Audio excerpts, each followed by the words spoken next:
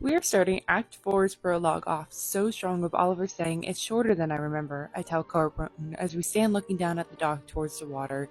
Back then it felt like it went on for miles. And on one note, it's such a natural human experience. When we look back or go back to things of our childhood, things of our past, things seem smaller, things seem, you know, unimportant when they seem so big when we were there. And that's the thing here, like this dock seemed like it was so long because it felt so monstrous. It was a monumental moment in his life. It changed the trajectory of his and everyone's life, but it's so small, so meaningless when you actually stand there. But also, I wonder, on a third note, did it seem so large when maybe he was fighting Richard? It felt like it went on forever. But really, the dock was so small, no wonder Richard fell in. If, say, Oliver had committed the crime and had been fighting Richard, which is my current running theory during this read through. This little detail about Colburn stands out to me because he describes Colburn listens with unfailing patience, weighing and evaluating every word. And I swear, even if, say, Oliver didn't do this, he's getting something out of this, which is that, you know, someone who is listening to him with rapt attention. He is an actor, or Oliver used to be an actor, still aspires probably to be an actor. He loved that kind of attention, and he never really, like, he got it when he fell into character and really performed as Richard described back in Act 1, but he wasn't the one that drew everyone's eye, not the way that, James and Richard would, or even Alexander.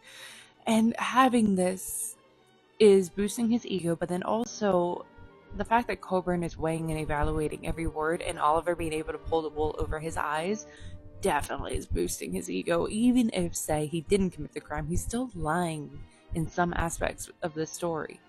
What stands out to me is the lack of emotions or reaction after he asks Coburn, "Did kids still come down here?" regarding the dock, and Coburn says, "We can't exactly stop them, but once they realize it's just a dock and there's nothing to see, they lose interest. We have more of a problem with people stealing stuff that used to be yours." And he goes into what they stole, and the only thing Oliver gives us is it never occurred to him. He stares at Coburn like, what? That's all he gives us. And that's fascinating because you would think there would be some form of reaction more than just that, especially from him. Like, to me, I'm just gonna imply because we don't know. I think he probably loves it because if he cannot be famous, then he would rather have infamy. And that's what he has. He has infamy. He is remembered. He would never be forgotten, which I think that is something that he wanted, and we can see hints of that in his actions and his dialogue and what he wants and needs as, like, wanting to be an actor and things. Like, he wants to be remembered, which is a normal thing for especially someone at that age, is to be someone, to be remembered. And he got infamy. When Colburn says, "I still get letters to convince me that you're innocent," Oliver says, "Yeah, I get those too." Then Colburn says, "Are you convinced yet?" with Oliver responding, "No, I know better." Why did Colburn say it like that? Are you convinced yet? Because on one hand, it could be innocent of, like, I know you're taking the blame. Are you convinced yet that you don't have to, like, do you feel guilty for having some part of this even though you didn't commit the crime? Like, are you convinced yet that you're innocent, you don't have to serve time or protect someone? Or, like, I don't know, like, on the other hand, like, are you convinced yet? Like, it's so weird. It stands out to me. When Oliver thinks to himself, "I know I owe him a new ending for our old story," made me think of the Cymbeline quote he said in Act 3's prologue, wherein "I am false, I am honest, not true to be true." And that is what's happening here, this line, that he feels like he owes him some different story after Colburn bugging him for the last decade for a different story. He thinks he owes him that. But then, like, a new ending for our old story. Like, so it's like, which version's the truth? Is he pretty much saying here this line that I'm lying, obviously, to parts of this because Colburn is expecting something different? So it stands out. One, I love when Oliver describes himself when he looks down at the water that it's mirroring exactly the scene that we just saw at the end of act no, not end, in the middle of act 3, when him and Alexander are looking into the water. He describes himself, and he describes that he looks kind of like Richard, and I think he looks even more like Richard here, like the same dark hair, but he's gotten bigger and stronger in prison. So I think he looks even more like Richard now. I love when Oliver describes that we stand with our toes peeking over the edge of the dock, not speaking. And I believe it represents that this is the moment where Oliver, in present time, if we're to believe that the prologues are actively happening in present time and not just him being recorded in the future, which that's the other possibility, it's the precipice. This is the moment where he needs to decide, what is this new ending going to be to his old story? What is he going to tell Coburn? Because everything that is going to happen from here on is going to dictate how the ending of the story is going to be. Everything prior could have been the same, could have been changed mildly, but you could have ended with the same person committing the crime. He could have very easily have done that, because from this point forward is where he's going to start directing us towards James. We finally got the very popular quote from this book, which is Colburn asking, "Do you blame Shakespeare for any of it?" The question is so unlikely, so nonsensical coming from such a sensible man, that I can't suppress a smile. I blame him for all of it, I say.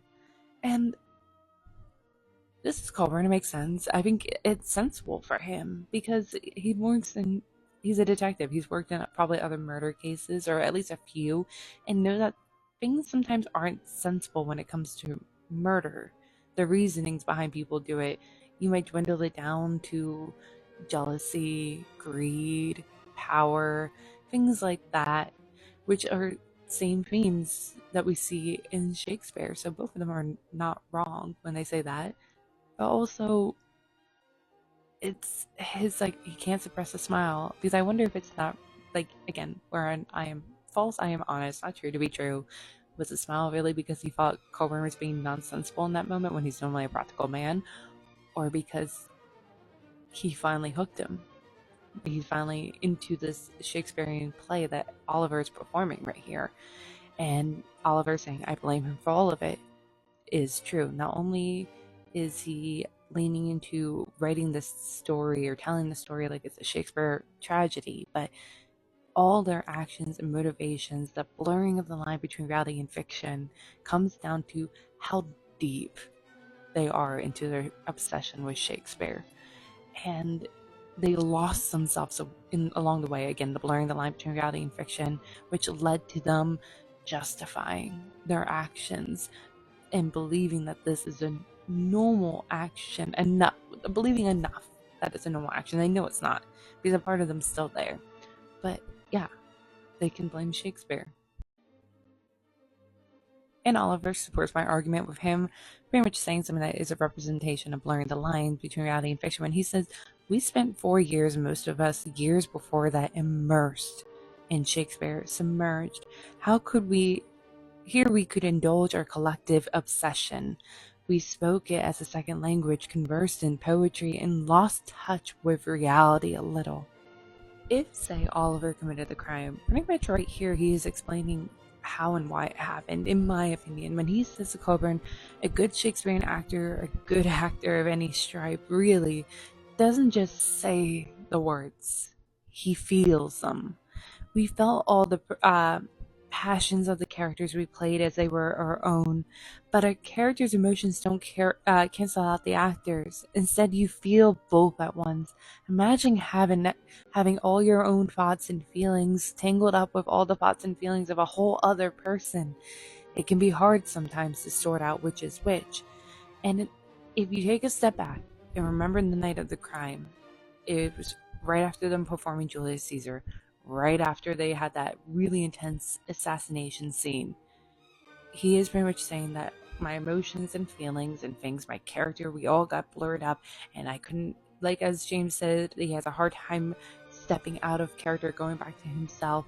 That Oliver is saying pretty much, which I think that's interesting. If this is Oliver's feelings, that he has a hard time getting out of character, but he just had James say it because he's making James take the, be the criminal in this case, in this version of the story. But going back, the emotions and feelings in the character would bleed over, and that's why he would probably still be looking at Richard like Julius Caesar and be believing in their propaganda of that play of it's for the best of Rome. And he's sitting here thinking that makes total sense, and that's why he would have committed the crime if he committed the crime.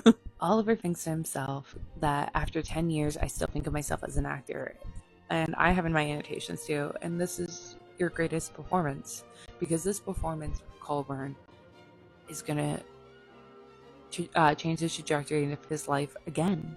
It's gonna dictate if he might have a future going forward, if he might have a different future, if he could keep going. And I think I could see Oliver maybe not becoming a traditional actor, but leaning harder into this infamy.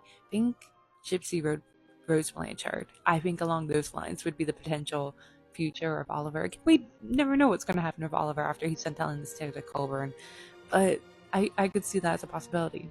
The thing about Oliver is that he uses Shakespeare as a shield, or more so like a veil, because you can kind of see through it, the figures. And in the sense of like, he's using it to kind of distract us, to lure us, to lessen the blow of what actually happened, the crime that actually happened. When he says things like, you can justify anything if you do it poetically enough, on its own, it has a completely different meaning than when you're reading it after him talking for quite a while about his relationship with Shakespeare. You feel like he's still talking about Shakespeare when you read it there, but when you take that line and you separate it and you read it on its own, it has a different meaning. It seems like he's saying a lot more than what he's saying here. I also really love this imagery that is done here, where he describes a leaf from a tree falls and comes twirling down on the breeze to land on the water, rings ripple out towards the edge of the lake, but disappear before they ever get there. And I love that this beautiful image is set at the right time where it feels natural, but at the same time it's showing so much more, that just a simple leaf could cause all these ripples to happen, and that's their lives. This one event caused all these ripples to happen in all their lives, disrupting the surface and churning the water a little bit, you can say, but it disappears before ever getting to the end. And I think that's what Oliver's feeling like probably in this moment, that it's almost like the others have forgotten that there used to be ripples, that they're trying to pretend as they are moving on with their lives, and it's steady waters now for them. But I feel like Oliver now is a new leaf, causing more ripples probably in their lives. It's a certain phrasing of things, and I wonder if I'm missing something, because when Oliver says we cracked up talking about the group when they separated, it stands out to me because cracked up, I connotate as laughing, like, haha, we were cracking up about that. But he, instead of saying like we cracked, like in the way he's trying to say that they shattered, and I wonder if there's maybe a meaning that he's inferring is correct, and I just don't know it. But it's interesting to me that that meaning for me is laughter, and that's fascinating. When then all around it, he's trying to describe that they shattered the moment that they went off on their own. But that also is interesting that he talks about how they somehow were holding it kind of together until they separated, until they left the castle and Richard's ghost, which you would think under the pressure of the castle and Richard's ghost and trying to act normal would put more weight and shatter you. But he's saying that the pretending to be normal for that period of time helped. But like also, why was Christmas something that made you shattered and not Thanksgiving? Because you all split up during Thanksgiving. So what's different about this? In Act 4, Scene 1, there's two things I want to talk about when we get to the point where Oliver's packing up his things in the middle of Christmas break to go to Meredith's, and his younger sister comes to the room, and he says, you should get out too, go to a friend's place or something, as they hear their father's voice thundering from downstairs. One, I don't know, like, why is he telling her to get out? Like, what about, like, up to this point, like, his father's voice thundering and being angry doesn't seem out of character based off the very little information we got, but at the same time, like, what is he not telling us? That he's saying to his younger sister that she should leave is his father reminding him of Richard? Did Richard remind him of his father? Maybe if he committed the crime, or even if he didn't commit the crime, was Richard reminding him so much of his father and he saw this as an opportunity to fight back, kind of thing, or something like that. But the fact that he's also telling his sister she should go away but not offering help, leaving her to fend for herself, goes into my other point, which is that he's not very loyal to anyone in this story. At the end of the day, he thinks about himself. You would think he's being loyal when he confesses to the crime that he supposedly didn't do, according to this version of the story, but is he? Because he doesn't really seem to care or be attuned to anyone, really, besides the mask that he puts on them, the idea image of who they are and what they're doing. He doesn't really look deeper than the mask that he put on all these people. And he really doesn't care. He really doesn't help any of them. He doesn't help James when he's watching him spiral. He doesn't help Alexander as we are watching him spiral. He doesn't help anyone. He doesn't help comfort Meredith. He doesn't help anyone but himself. When you actually kind of, strip everything away, he's not loyal. He's selfish, which is so interesting because his typecasting is the sidekick who is notoriously supposed to be the loyal person, the loyal friend. So Oliver's trying to decide what he's going to do. He's like, I can't afford a hotel. Delacour is closed for the Christmas break. I can't afford a ticket to California, which would be the next place you would think he would go. Philadelphia is close, but he's residually angry with Alexander. And what is he angry about? The drugs? Is he angry? I think he's angry about his performance, the violence that Alexander kind of used while performing his role for Romeo and Juliet was very similar to, Richard and how he acted during his performance in rehearsals for Julius Caesar, which then, makes it really interesting that Alexander nearly dies too. We see a mirroring of the, Richard's scene of them all surrounding by the lake when they all come into Alexander's room later and he nearly overdosed. And this is why, for like a brief moment, the last time and this time, I think, did Oliver kill Alexander? Like, there's a very small possibility, but like, even, most likely it didn't happen. But still, why is he angry? What is it? I think it's because he sees Richard into Alexander based off that one performance. The other interesting detail is that Meredith wasn't his first choice of who to go to, which, like, I kind of forgot that. Like, I kind of felt like, of course he would run to Meredith. He wants to have, be with her, blah, blah, blah. Like, I think I thought that the last couple times I read this book. It's not until like rereading it now that I realized, like, cause she wasn't even his first choice at all. He went through the list of all the others.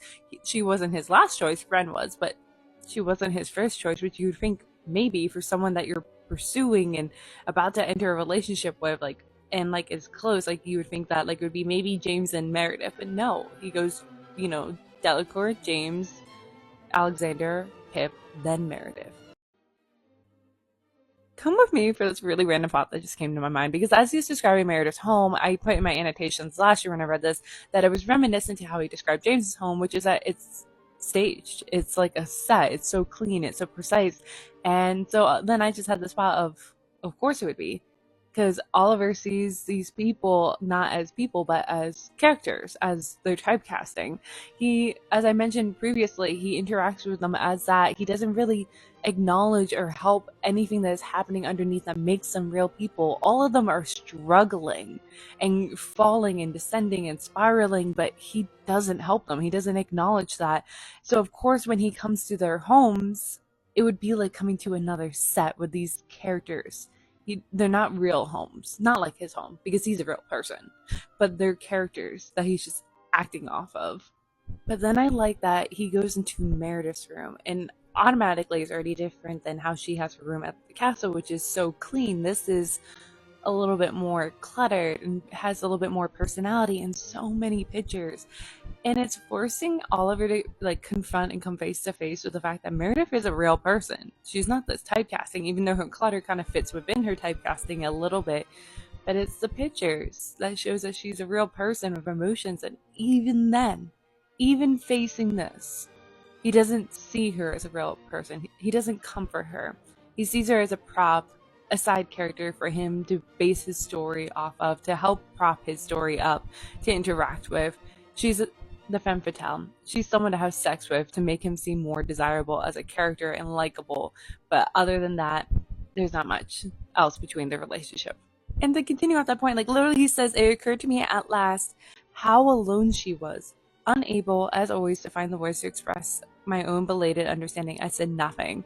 And that's just him trying to justify the fact that he didn't care. He doesn't help. He recognizes, oh wow, she's so alone.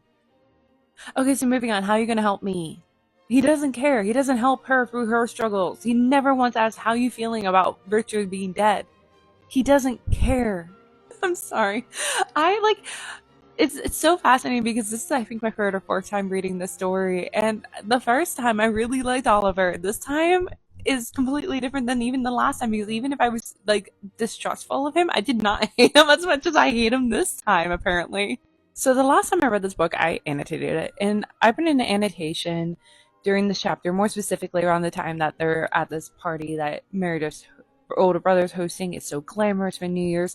And I said, there's something about this scene that makes me think it could have been all made up, almost too stereotypical, like what you would expect of someone living on the Upper East End of New York, this like kind of lifestyle. Like, of course they would have a party like this. Of course they would, have these kind of things in their homes and things like that. Like, it feels too like precise to the stereotype, and that also is interesting because Oliver views everyone as their typecasting, as I was saying, but like, and the whole story is about typecasting and stereotyping. So like, a part of me once again is wondering if this ever actually happened. Did he ever actually go to New York? Did him and Meredith ever actually really had a relationship past maybe making out slash kind of hooking up that night after during the Julius Caesar after party?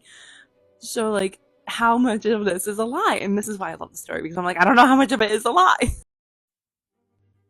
Once again, it's little tidbit throwaway lines that she puts in here that tells us so much when you like take the time to do the research, which I'm doing now. I literally just Googled to learn more about Suffolk's character in Shakespeare, because Meredith is talking to Oliver going like, we'll have spring kind of auditions coming up, you eventually be scouted. We ought to do a scene together. We could be, oh, I don't know, Margaret and Suffolk. And Suffolk is into the Shakespeare like history Henry plays, but he he helps negotiate Margaret's marriage to one of the Henrys, a king. Margaret's a queen. And Suffolk might be secretly in love and negotiated to have her close to him, but he still isn't with her, which is so fascinating because Meredith is suggesting, I'm still going to play a queen role and you're still going to play a random sidekick. You're not going to play a king because Suffolk's not a king. He's just some assistant who is influential, obviously, to the government and stuff, but not that important. And so it's so fascinating because in this moment, like, again, we have to remember Oliver's telling this tale. So Oliver's putting this here. But pretty much he's having Meredith say that even though that they're hooking up, she still doesn't see him as equivalent to Richard, as an equal, as a king. He is still a silly little sidekick to help prop her up, is how he is trying to present Meredith seeing him. In actuality, he doesn't really see Meredith as more than her typecasting, but still, I think it's so fascinating that is the two characters that she suggests. That even though they're hooking up, they might still be in love, they're not equals. Because she could have suggested, Cymbeline. Literally, her and Oliver are the only two that quote Cymbeline. It could have been those two characters who had fallen in love and were major characters, but no, she suggests Margaret and Suffolk's. The thing I love most about this conversation that Meredith and Oliver are kind of having at the end of trying to plan for the future. This is December. This is before the spring, semester. They're kind of in slight limbo, but you can already start to see prior to this act that things are not looking good. Things are not going to be the same despite their attempts. And it's shown here, this conversation of like, we're moved to New York, we do Shakespeare, we live in a small apartment on top of each other, be like the castle. Then Meredith says, it won't be the same. And she's true. That despite their best attempts of trying to act like nothing had happened, it will never go back to how it was, which is so fascinating because Oliver's trying to present like, if only we can go back to how it was, but that's not how he wants it because he wasn't happy with how it was prior. So this is just such a fascinating conversation. I've made a video previously in the past, and maybe I'll tag it down below, about how I don't believe Oliver and Meredith ever really had a relationship. And I talked about it obviously throughout this in-depth literary analysis series, that there's just so many things that makes me think that it never actually happened. And another sign is this: at the end of the scene, he says that him and Meredith never really talked about what their relationship is after that unfortunate date, the Boar's Head, I wasn't ready to discuss it with anyone else. I tore the LaGuardia's tag off my suitcase and left it at the foot of my bed.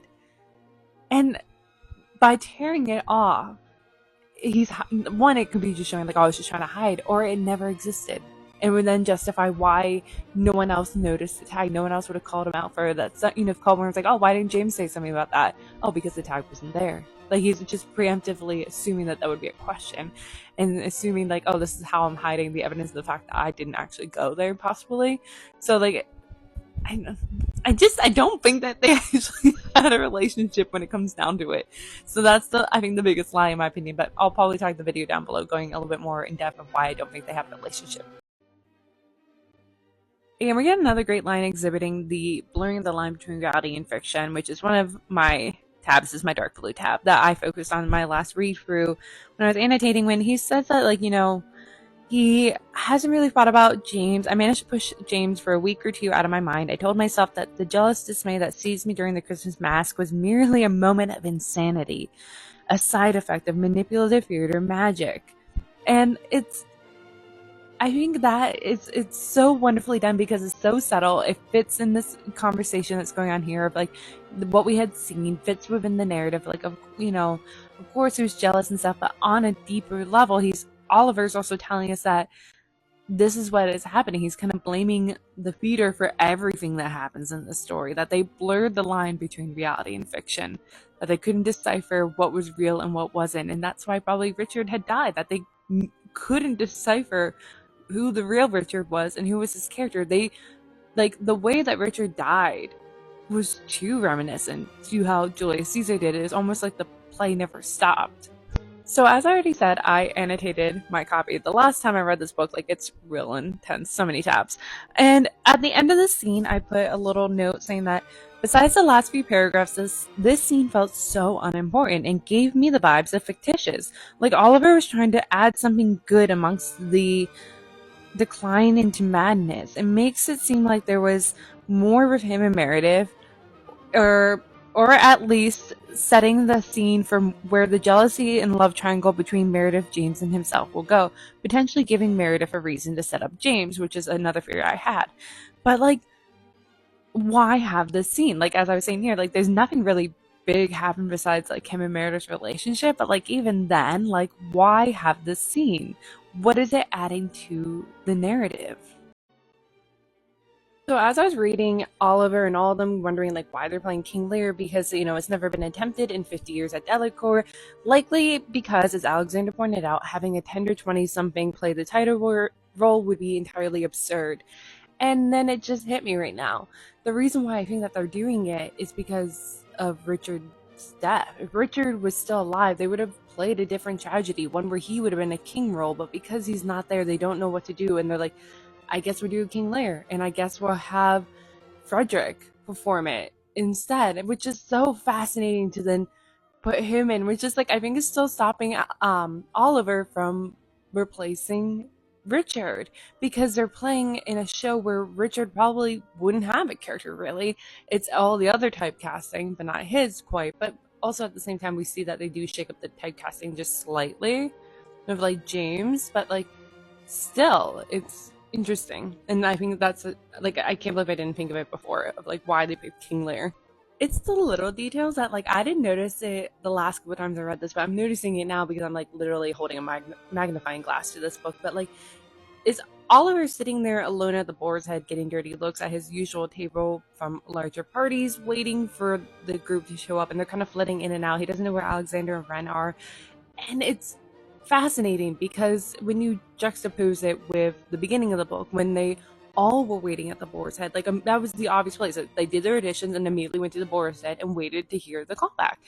But here you see that they're not doing their traditions, that obviously something monumental had changed. It rocked. Richard's death had rocked them, and then they are definitely not going to go back to normal anymore. And I think Oliver is still coming to grasp with that. Okay, this is where Oliver frustrates me, because it's the same thing with him being like, oh, I'm oblivious, but obviously you're not that oblivious, but you kind of are oblivious and you don't know where he lands. So like, as I was just saying that last clip, he hasn't come to grasp with that they're not going to have their normal anymore. But yet at the same time, he said something like, I think hell has frozen over. It's obviously he's noticed that things have changed and they're not going to go back to normal, which is so fascinating because isn't that what they all kind of wanted, to shake things up? That's what they were saying in Act 1, that James was hoping to do a different world in his typecasting. All of them were kind of complaining about just being seen as their typecasting in Act 1 during those lessons with Gwendolyn. But yet when the moment finally came where they have the opportunity to shake it up and things are obviously starting to shake up and be different, they don't like it. They're clinging to their normal, kind of past. What's interesting is that they keep associating Henry VI with James, and they've used Henry V, they keep associating with Richard. But, they pointed out or made reference that he's like Henry VI, or there's quotes surrounding him with Henry VI, or here in this case he's auditioning with Henry VI, but he's not auditioning with Henry lines. He's auditioning with Richard Plantagenet.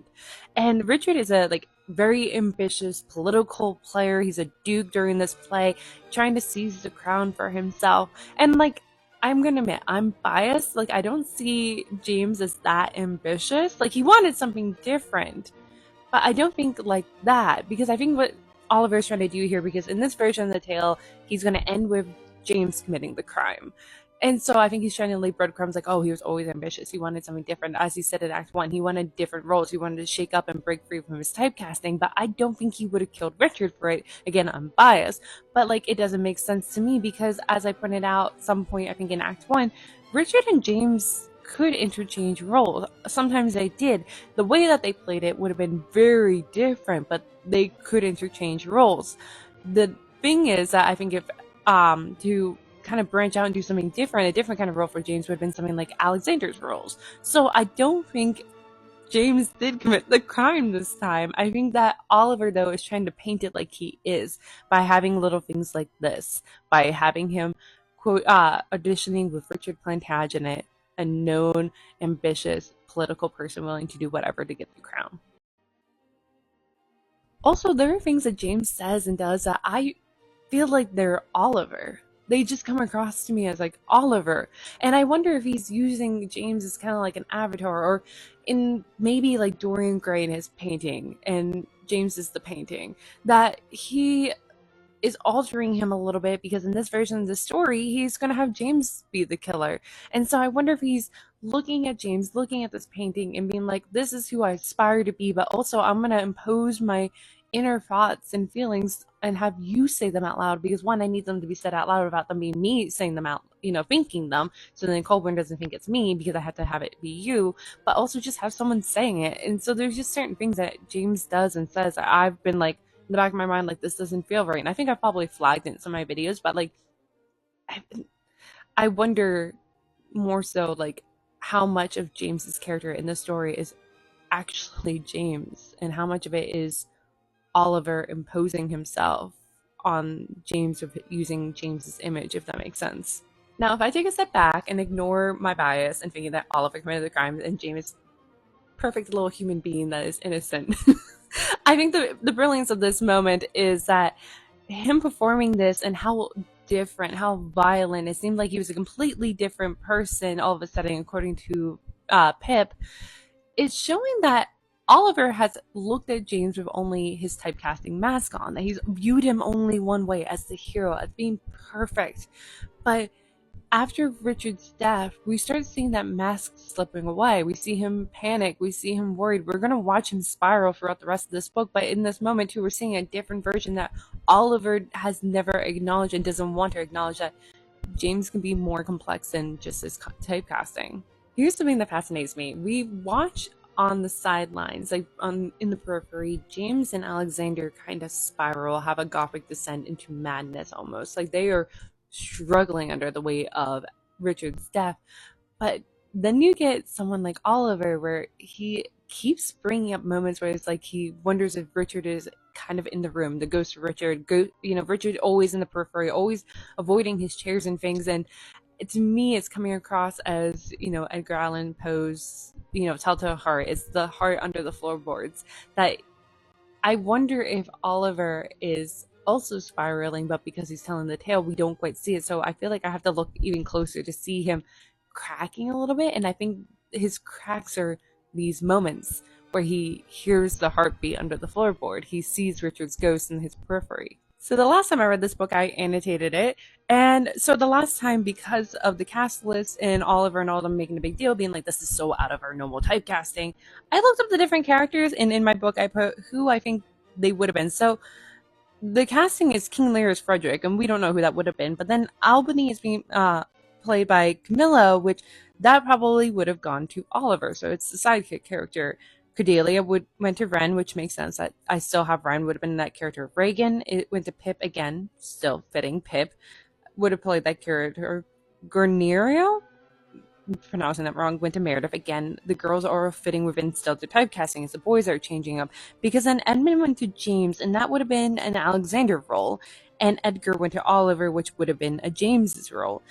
The Fool went to Alexander in real life, and Cornwell is being played by Colin, and I wonder would that have been Richard's role if they had performed it with him still alive.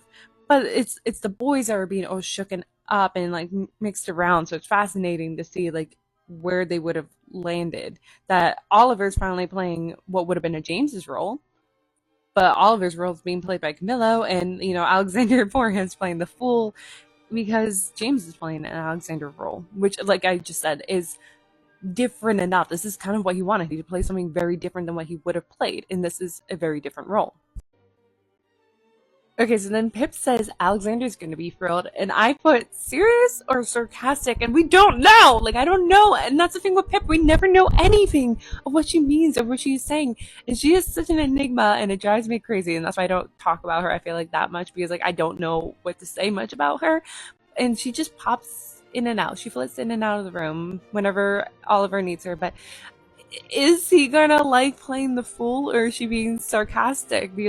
On first impression, I'd be like, you probably hate that, but like, I wonder, and what is she inferring with that then? Which means I need to probably do some research into King Lear. When Meredith compliments Oliver and says, honestly, Oliver, you act like they've done you a favor. It's not as if you haven't earned it. And he's blushing, and he thinks it's so sweet. But it made me instantly think of the beginning in Act 1 when Richard, I go through every guy's name, like I'm like, Richard, Alexander, Oliver, James, which one? I'm like, I can always mix them up. But when Richard complimented him, he said he is a good actor when he gets out of his own way, when he falls into it, that he's amazing to work with. And it's come so fascinating because of like it mirroring the beginning again. And like I said, like the second half of this book is mirroring the beginning, but at the same time, it's like Alex going through the looking glass. It's so different. When Oliver tells us that, Ren went back to the castle to rest, not wanting another episode, and that they don't know what was wrong, but the doctors at Broadwater said that it's emotional exhaustion. Alexander diagnosed as a guilt complex, and I think it's both, because we have to remember back in the beginning when Gwendolyn was talking about them pushing their limits, emotionally going as far as they can. That's emotional exhaustion. They are being pushed to their limits with these characters and typecastings and things, and they are emotionally exhausted. But also, they all have the guilt complex for what they had done to Richard, if we were to believe Oliver's version of the story. And even if they all hadn't stood by and decided we won't save him, even if he already was dead, they would still probably have a guilt complex that they didn't stop him from leaving the party the night before. So that's where this gray area exists, that Oliver is able to twist the truth probably and get away with it a little bit. When James says that he was going to go for a walk to clear his head, and he didn't much care what the cast list said, it would say the same thing in the morning. And I think it's doing a very subtle but brilliant way of juxtaposing Oliver and James, because as we've been seeing, Oliver would do whatever to stay at Delacour. We saw him panicking at Thanksgiving break, that even if he didn't commit the crime, he literally has centered his entire identity around being an actor and going to Delacour. And we see in the future, he's still stuck at Delacour. He's still so focused on this one point in his life, and his identity centered around it. Whereas obviously in this case, James has already moved on. He doesn't care anymore. Or if he still cares to be an actor, he's already moved on towards his future. He's just ready to be done with this place and leave all this behind and move forward. So part of me wonders, did James really come to visit Oliver that often when Oliver was in prison? And is James maybe hiding from Oliver? Maybe he's not dead. Maybe he's just scared of Oliver finding him. Who knows? I still want to lean into the romantic side because I really love the romance between the two of them, but now part of me is like, was there never really romance? Was James kind of growing afraid of Oliver? When Pip, Meredith, and Oliver are like, all right, where's the others? And going for the list, like, Ben's there, James is there, where's Alexander? And Pip says probably he's with Colin. And the point of this is to show that there's no secrets that stay secret within this group and within this community. So, like, no matter what they had done or who had committed the crime, or if the crime had never happened, whatever it is isn't going to stay a secret. Him and Meredith weren't going to stay a secret. Like, all this was never going to stay a secret. It was always going to emerge and they were going to get caught. And that's why, like, they get caught at the end, that, like, Meredith goes to the place and says, like, you should check out this. So, again, we still don't know who committed the crime, if it was James, if it was Oliver, if it was nobody. Either way, I think this is just a very subtle way of saying that no secret stays secret here. Okay, I will admit, this read through, Oliver is my enemy. I am focusing on him, but the last time I read it, Gwendolyn was. And so I have an annotation talking about her, and I kind of blamed her a little bit. Like, she's not the entire problem, but she is a force of blurring the line between reality and fiction. It's how she taught her classes, what she's pushing them to do, leaning into their typecasting, kind of scooping out who they were before leaving a hollow husk to then fill the typecasting. It's how I saw her. And in this case, like, Gwendolyn's like, well, not Gwendolyn. Meredith says, well, Gwendolyn said when you enter theater school that you leave at the door dignity, modesty, and personal space. And Pip's like, I thought it was dignity, modesty, and personal pride. And Oliver says, she told me dignity, modesty, and self-doubt. And I put, like, this all adds to my theory that Gwendolyn was kind of a driving force towards blurring the lines between reality and fiction, that she was, that last bit focuses on, like, their flaws or their, what would hold them back, yes, to make them into better actors, but also to kind of make them more into their typecastings. Once again, Oliver is trying to point something out about himself, about him pointing out about himself. He has someone else doing it. And so when he says, I guess my other option compared to self-doubt is an existential crisis, and Pip says, not so bad, you can just play Hamlet. And Oliver being compared to Hamlet, they both see or are haunted by ghosts. They're both trying to solve or prove a murder. Both are on the steady decline of sanity, where reality and fiction is blurred while also actively causing their own tragic ends, hinting at Oliver being an unreliable narrator. I'm just reading my annotation from last year. So, like, that, it is interesting to compare the two of them, because a part of it's like a little bit of an ego, but at the same time, you're like, it's telling us a little bit more than you think by comparing Oliver and Hamlet. So the scene ends with Oliver wondering, why are we doing this? Why are we doing this play? Why is Frederick and Camillo in it? And he thinks that maybe Colburn doesn't trust us, that, maybe as our castmates and teachers, perhaps they're at last beginning to realize what danger we were in, keeping an eye on them and stuff. And I'm wondering, like, one, is it because they're in it because they're wondering, is there something more that we missed? And they're keeping an eye on you because they assume one of you guys committed a crime and are a little afraid of what could happen under the pressure of another performance. And they're being kind of put up or asked by Colburn to do something like this, possibly. But maybe they realize that all these students are already cracking and they want to just keep a close eye on them because they seem very fragile, and to be more involved in the casting themselves. Or maybe they notice more than the group thought they did during Caesar, that they noticed the tension and the hostility, and they just want to put themselves there to be able to keep the scene. They had to have seen how the assassination scene went, so I think that they're putting themselves amongst the cast to be able to diffuse the tension if it is to rise during this performance. Oh, and then I ended by Oliver's last quote is, perhaps they at last began to realize what danger we're in, and I put the danger you're in. No, you guys are the danger. I really like how Act 4, Scene 3 opens with Oliver pretty much saying, like, what became painfully clear to me, however, was that we had greatly underestimated the enormousness of Richard's absence. He was more than a vacant bedroom or an unoccupied seat in the library, a chair at a refractory table, where he sat like Banquo's ghost, invisible to everyone but us, which goes into one, like, not only the telltale horror element that I've been referencing, but, like, also Hamlet. Hamlet's haunted by his father's ghost, urging him towards doing these things. But, like, I think it's also pointing out that, like, I think they had hoped that with Richard gone, things would get better, but obviously it's become the opposite. Things have just gotten worse and worse since he's been gone, and they can't escape him. He is there. He is constantly felt. And like I kind of love that in like I would hate to experience that, but I kind of love that like Richard's presence was that enormous that even in death they can't escape him. Even a decade later, Oliver can't escape him. I've been doing this for so long. I started filming this literary analysis back at like the end of December, and it currently, as I'm filming this right now, we're in the middle of June. So it's been 6 months of me doing this. I've really been nitpicking this story, but because of that, I don't remember all the addendums I've done. I'm like, have I done Hamlet? I need to double check to see if I've talked about Hamlet, because it's obviously not only important in the fact that like Hamlet is quoted at the pinnacle scene, at the midpoint, at them standing around Richard's body deciding what to do. Oliver internally is quoting the Sparrow, and he is referencing Hamlet. And in the previous scene, he referenced Hamlet, and even here, he's not saying it, but like the way that he's saying that, like he sees Richard's ghost out of the corner of his eye, a passing shadow stepping out of sight around the corner. By night, he was a recurring character in my dreams as my midterm scene partner or my silent companion at the bar, twisting the most mundane scenarios into something dark and sinister.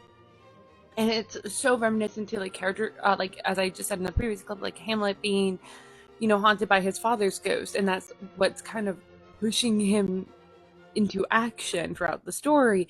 So like what's fascinating, I want to like know more about Hamlet if I haven't already done it. I was trying to look to see if I did, but that Oliver is linking himself to Hamlet, which is the first king role that he's linking himself to. But it's fascinating that he's linking himself to Hamlet, not one of the Henrys, not like how Richard and James are being connected to the Henrys, but to Hamlet, who's not even a king, actually. He's a prince, and he is slowly losing his mind. So what is he trying to tell us? Why is he connecting us to that play? But also it's important because that play is probably one of the more famous plays out of all of the plays. So there's so much that's probably being said that I can't think off the top of my mind, but I think it's fascinating that Oliver is connecting himself to Hamlet. On this opening page, we're also like not only seeing how Richard's ghost is affecting Oliver. He doesn't quite say. He just says that he constantly sees him, but we don't see how that affects him, which I think is done on purpose. But he does point out that like James is taken to muttering and fidgeting in his sleep on the nights that he shares a bed with Meredith. She's trembling beside him, and then sometimes they're woken by sounds of screaming and sobbing from Ren's room. What we don't get to know in this moment is how Alexander's taking this, which like I think we were starting to see hints of a little bit earlier in these scenes in the end of the last act, and we're going to see later in this act how it has affected him. But it's interesting that Oliver is not cueing us in right now, but also Pip. We never know how this really affects her, not truly. This one particular detail has intrigued me every time I've read this book, which is why is Oliver so determined to hide that he's now doing custodial duties? It's like on one note, I understand, because I understand like suddenly having this being slightly embarrassed because of like how societies function, like doing cleaning jobs is considered demeaning or like beneath people, which is like sad because everyone has to clean. But like something like that I can understand, especially as him coming from spending Christmas in New York at Meredith's penthouse. Like I can see that, and he describes James's house as being fancy. We are kind of led to believe that Ren and Richard are rich, but we don't know anything about Pip. She's not. It seems like she isn't. It seems like Alexander probably isn't, because he comes from his mom, I think, foster home, or like his mom was an alcoholic. I literally cannot remember off the top of my head, but he at least has enough money to go to the school, it seems, but still. It's just that, like, why is he hiding this? So then that now makes me suspicious of, like, is there more to this? Is there more of a reason why he is hiding the fact that he is poking around cleaning the castle? Like, I wonder if maybe he wasn't assigned this job and he was trying to justify why he came across the murder weapons when maybe he always had the murder weapons all along, but he needed to figure out how to weave it into this new version of the story that he's currently telling Colburn. Like something like that. Like, I don't, like, it's just, this is the thing with the story. You can go so many different ways and you can never land on one fully because it's just so ambiguous, and Oliver is obviously a very unreliable narrator, and you don't know which of, like, whatever he says is true, or if any of it is true.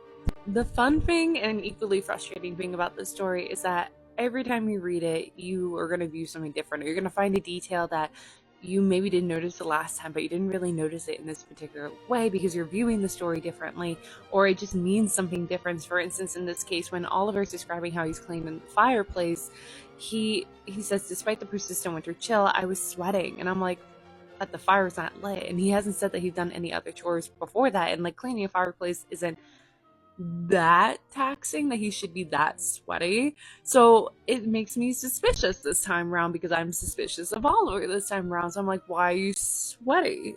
Are you worried about something being there, or something that shouldn't be there anymore actually being there? Like, you know what I mean? Like, there's just like, I love it's just like that one line which could be insignificant and you could forget about and breeze over and not think about, maybe the last time we read it, but this time, because I'm suspicious of Oliver, I'm looking at it going, why are you sweaty?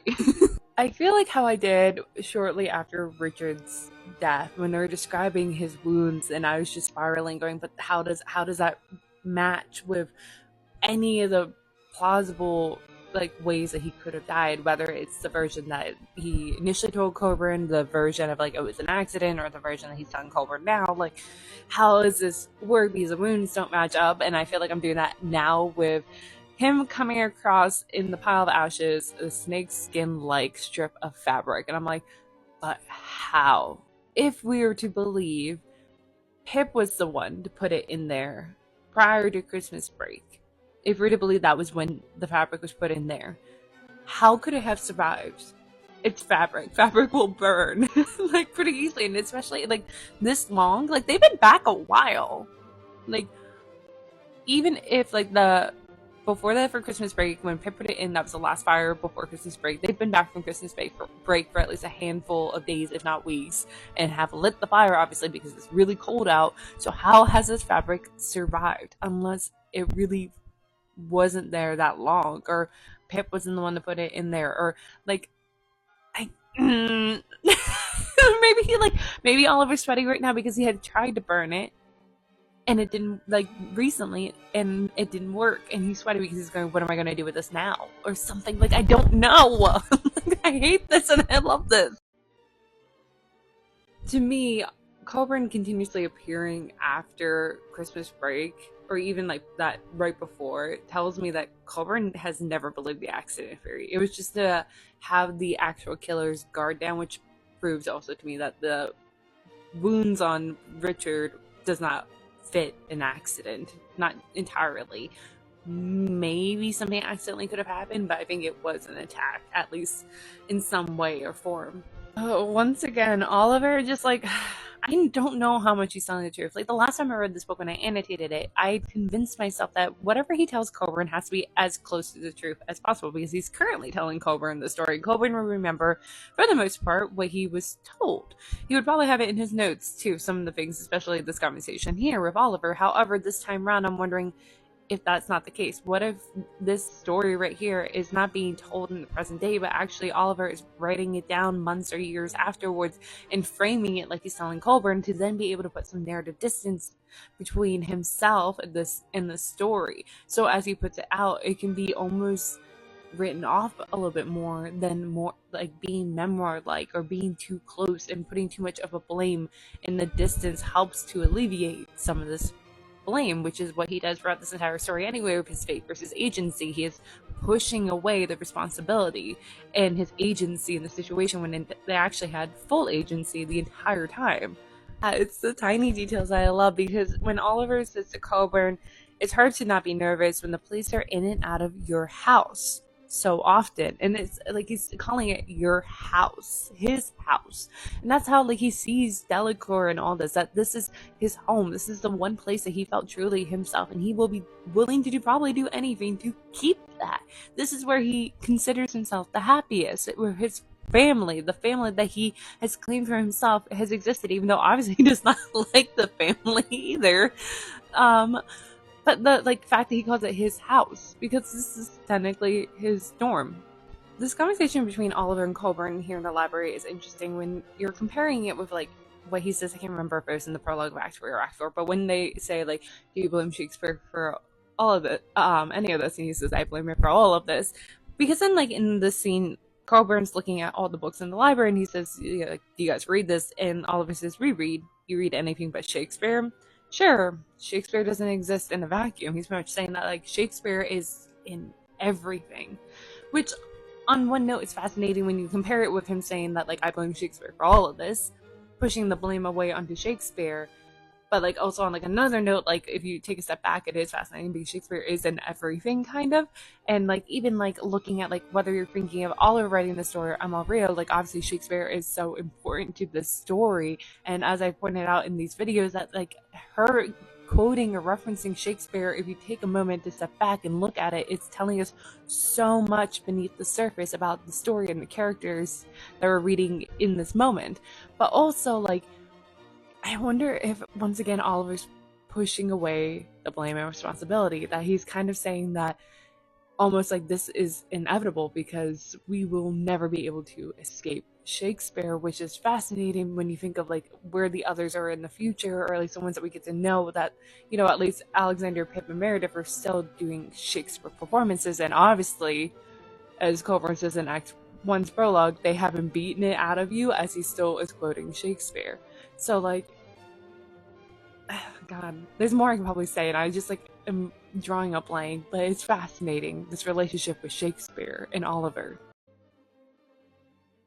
While Oliver's telling Colburn how he got into Shakespeare, how, like, when he was 11, his English teacher brought him to audition for Henry V at the high school, and that he had, like, shouted his lines just hoping people would hear me.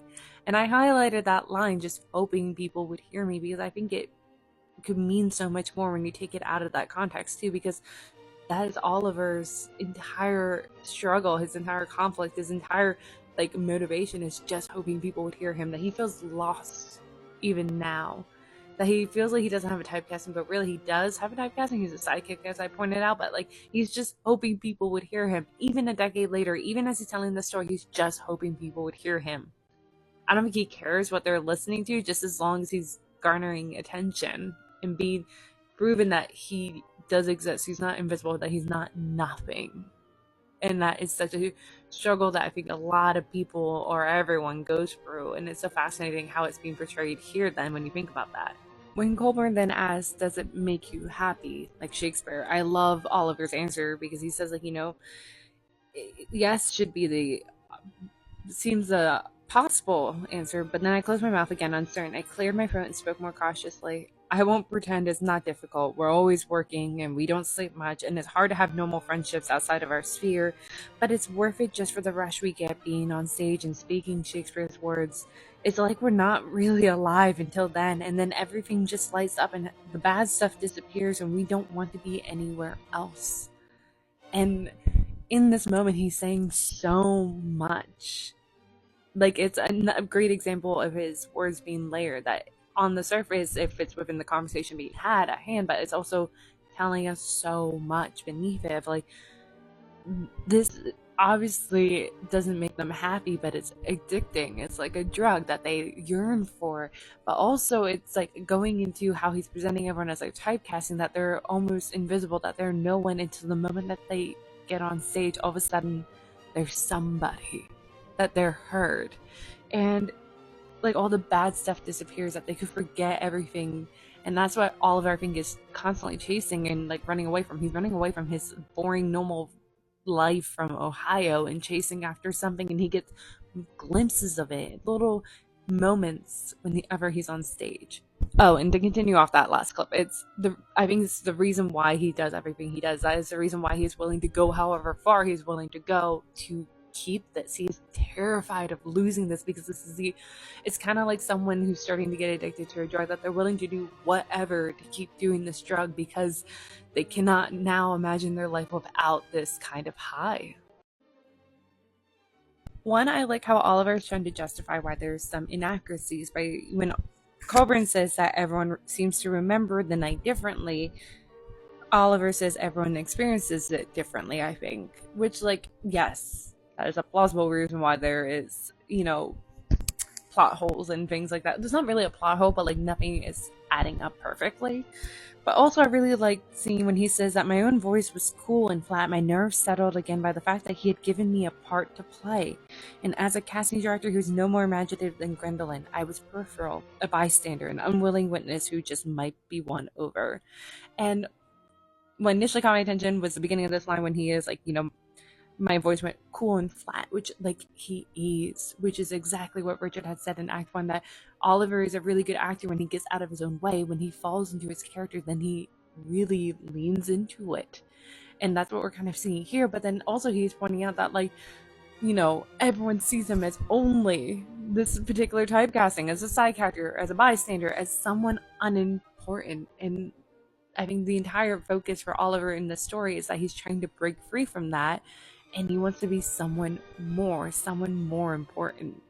Also, a part of me is wondering if Colburn really does see Oliver, because Oliver's assuming that Colburn, like everyone else, sees him as one way, as something, a bystander, as someone to try to sway to help him, as nothing, as unimportant, as not the main character. But really, I think Colburn does see him. I think he really does. I think he sees that Oliver is a real potential suspect. And because why would he then go into this whole thing about equations and looking for X and saying that we have all these variables, but it's not adding up to X?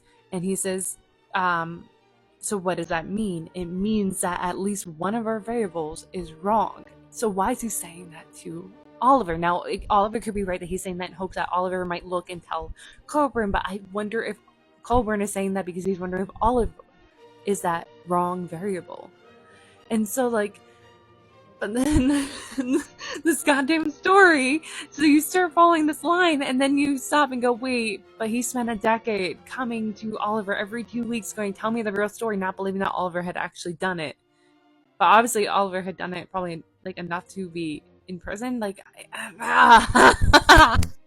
not only do I really like in this conversation, we're seeing like two different people, like Colburn being like this practical type A kind of like, this is how the way of the world. It's simple. There's an answer to every question. Whereas, Oliver's painting himself as being like someone like, it's infinite answers. It's unlimited, which the story is unlimited answers because you're not going to get one direct answer. But I also like Oliver saying you can't quantify humanity. You can't measure it, not the way you mean to. People are passionate and flawed and fallible, which sounds like Gwendolyn. They make mistakes, their memories fade, their eyes to see them. I paused just long enough so that he might believe I hadn't planned what to say next. Or sometimes they drink too much and fall in the lake. I paused just long enough that he might believe I hadn't planned what to say next. And I wonder if it's not just here in this moment, or throughout this entire story, that he hadn't planned how he would feed this story to Colburn. But also it's fascinating when you take a step back that Oliver just happened to come across potential evidence and then Colburn shows up. The coincidence of that doesn't mean it couldn't have happened, but the coincidence of that. The other thing that caught my attention, both this time and the last time when I was annotating, because I highlighted this line when Oliver said, I hadn't planned to go there. I hadn't even thought of it until I was halfway to the FAB, desperate at first just to get the hell away from the castle. And to me, it makes sense that he's running there and gonna hide evidence there. Like, that would be the next place I would look, because, like, if you're assuming it's theater students, I wouldn't just look at the castle, I would look at the FAB, the other place that they haunt. But it's the fact that I think he's, one, realizing that the castle isn't safe anymore to hide evidence. Either way, if he did commit the crime or didn't commit the crime, he's recognizing that Colburn is going to keep coming here and keep looking until he finds something. I gotta put this somewhere else. But it's interesting that, like, he says, I hadn't planned to go. Almost as if, like, fate had decided for him, which goes into his theme of fate versus agency, pushing away his agency in this entirety of this, situation and story and, event that, it seemed like, oh, just things happen about me being fully aware, fully thinking. I just reacted, which is, I think, his way of pushing away, like kind of doing like a narrative distancing where he's like pushing away, being like, I wasn't fully involved, if that makes sense. You know what else is interesting? why does Oliver hide the evidence here? Obviously, someone tried to burn it, and obviously it didn't work. So he probably assumes like I can't try to burn it again, even though I would be like I would try to burn it again. Like I would be so like delusional and be like I have to do it again. It has to work this time. It's smaller. It has to work this time, or at least like I don't know, bury it or put it in the lake. But putting it here, hiding it in a locker beneath the FAB, to me kind of stands out that he plans to come back to it, or it's a trophy. If that makes sense. Like because he's not getting rid of it. He's just hiding it in a new place. So he obviously was planning on something. But the other detail that caught my attention last time also was I wasn't even sure it was blood, but my own paranoia dragged me back to the day of Rich's memorial service when I found Philippa by the fireplace, and I put, so this could literally be nothing. This literally could be like, say, pink. It could be literally nothing, or like just someone got some blood on their hand and covered it. It could be not evidence, but he's just assuming it is and making it is. So I'm guessing that they tested it to confirm Oliver's story and it is Richard's blood later, but we never hear, so I don't even know. Please don't hate me for quoting this again, but in Act 3, the prologue, Oliver quotes Cymbeline when he says, "Wherein I'm false, I am honest, not true to be true." And I think that is what's happening here again. When he is saying that, like, he stuffed the rag into the mug. If anyone else found it there, they'd just think it's a rag stained with paint or some other innocuous thing. And I'm wondering, like, he's framing this like he's lying, like it's a falsehood, but what if that is him being honest? Like that is honestly what it is, and he's just making it out like it's something more. There's more evidence than there actually was. So like again, something like this brings you back to the drawing board and go, who actually did this? Because like was there actually any evidence? What actually happened to Richard? These like wounds that he had paints a very interesting tale, but not as straightforward one. You can't quite tell because it's so much happened to him. But then, like, obviously he is also trying to be like, what if it was painful? Anyone could have gotten to the library. Anyone could have done this. And he's trying to, then he runs away from that question, which is to like lure the readers and Will Coburn to be intrigued and go, but what? But it's also fascinating to me that he is starting to paint everyone else but himself as the potential suspect. I also highlighted last time Oliver thinking Alexander was right about that much. If we didn't keep our wits about us, everything would come undone. And I put, what would come undone? Like, why does this matter? Like, if you genuinely didn't do anything but stand there and didn't save him, why are you that worried? I feel like on one hand, I want to be like, obviously you did something and you're just afraid of being caught in the moment, or all of you did this, my murder on Orient Express theory. But also, like, I can see why he's freaking out because, as I've pointed out in other videos, he has pinned his entire identity around being a Delacour theater student. And he is terrified of losing that and losing everything and losing this found family. So he is willing to do anything to preserve that. But also, I think because of that, he heightens little things like this. Like, say he is being honest. Say they did just come across body and just didn't help. Then he's just afraid, like, even that could rip everything out from underneath him. I don't think that's the case because, like, honestly, again, the wounds on Richard point to something obviously very violent and not just an accident, but still. The locker was also an interesting choice because that is so closely associated with schools. Like, when you think of lockers, you think of schools. And obviously, as I talked about, Oliver's entire identity is linked to this school, but like it's interesting that they have lockers here because it's a university and not often, like, if they do have lockers, and it's in a few places but not very common in colleges. But like also, like, lockers' intention is to lock things away, lock personal items away. And so it's fascinating that this is the place that he went. As I've already talked about, like, I would want to destroy this completely if this was me. Like, try burning it again, try putting it in the lake, try doing anything else. But no, he is storing it for safekeeping, almost. The act then ends with this like very interesting line from Oliver. He thinks, how tremendous the agony of unmade decisions. And God, this is like pretentious of him, which makes sense as he's trying to shape this entire story to be like a Shakespeare tragedy, but like vague. And like at the same time, like I'm wondering if like it's him once again leaning toward fate versus agency, the tremendous agony of unmade decisions. Like he's trying to say, like, I'm not planning anything, I'm not scheming anything, it's just like fate has me in hand and pushing me this way, kind of stuff. So like the fascinating thing of this entire story is how much Oliver is trying to push away agency and push away responsibility and blame anything and everything else. Like he wasn't fully aware, fully thinking this through, or any of them, more as he, is obviously trying to frame the story around James doing it, but still. In Act 4, Scene 5, it opens with, like, Oliver rushing to get to their, like, combat practice. That's what it was called. And James goes, "Where have you been?" with a deadpan face.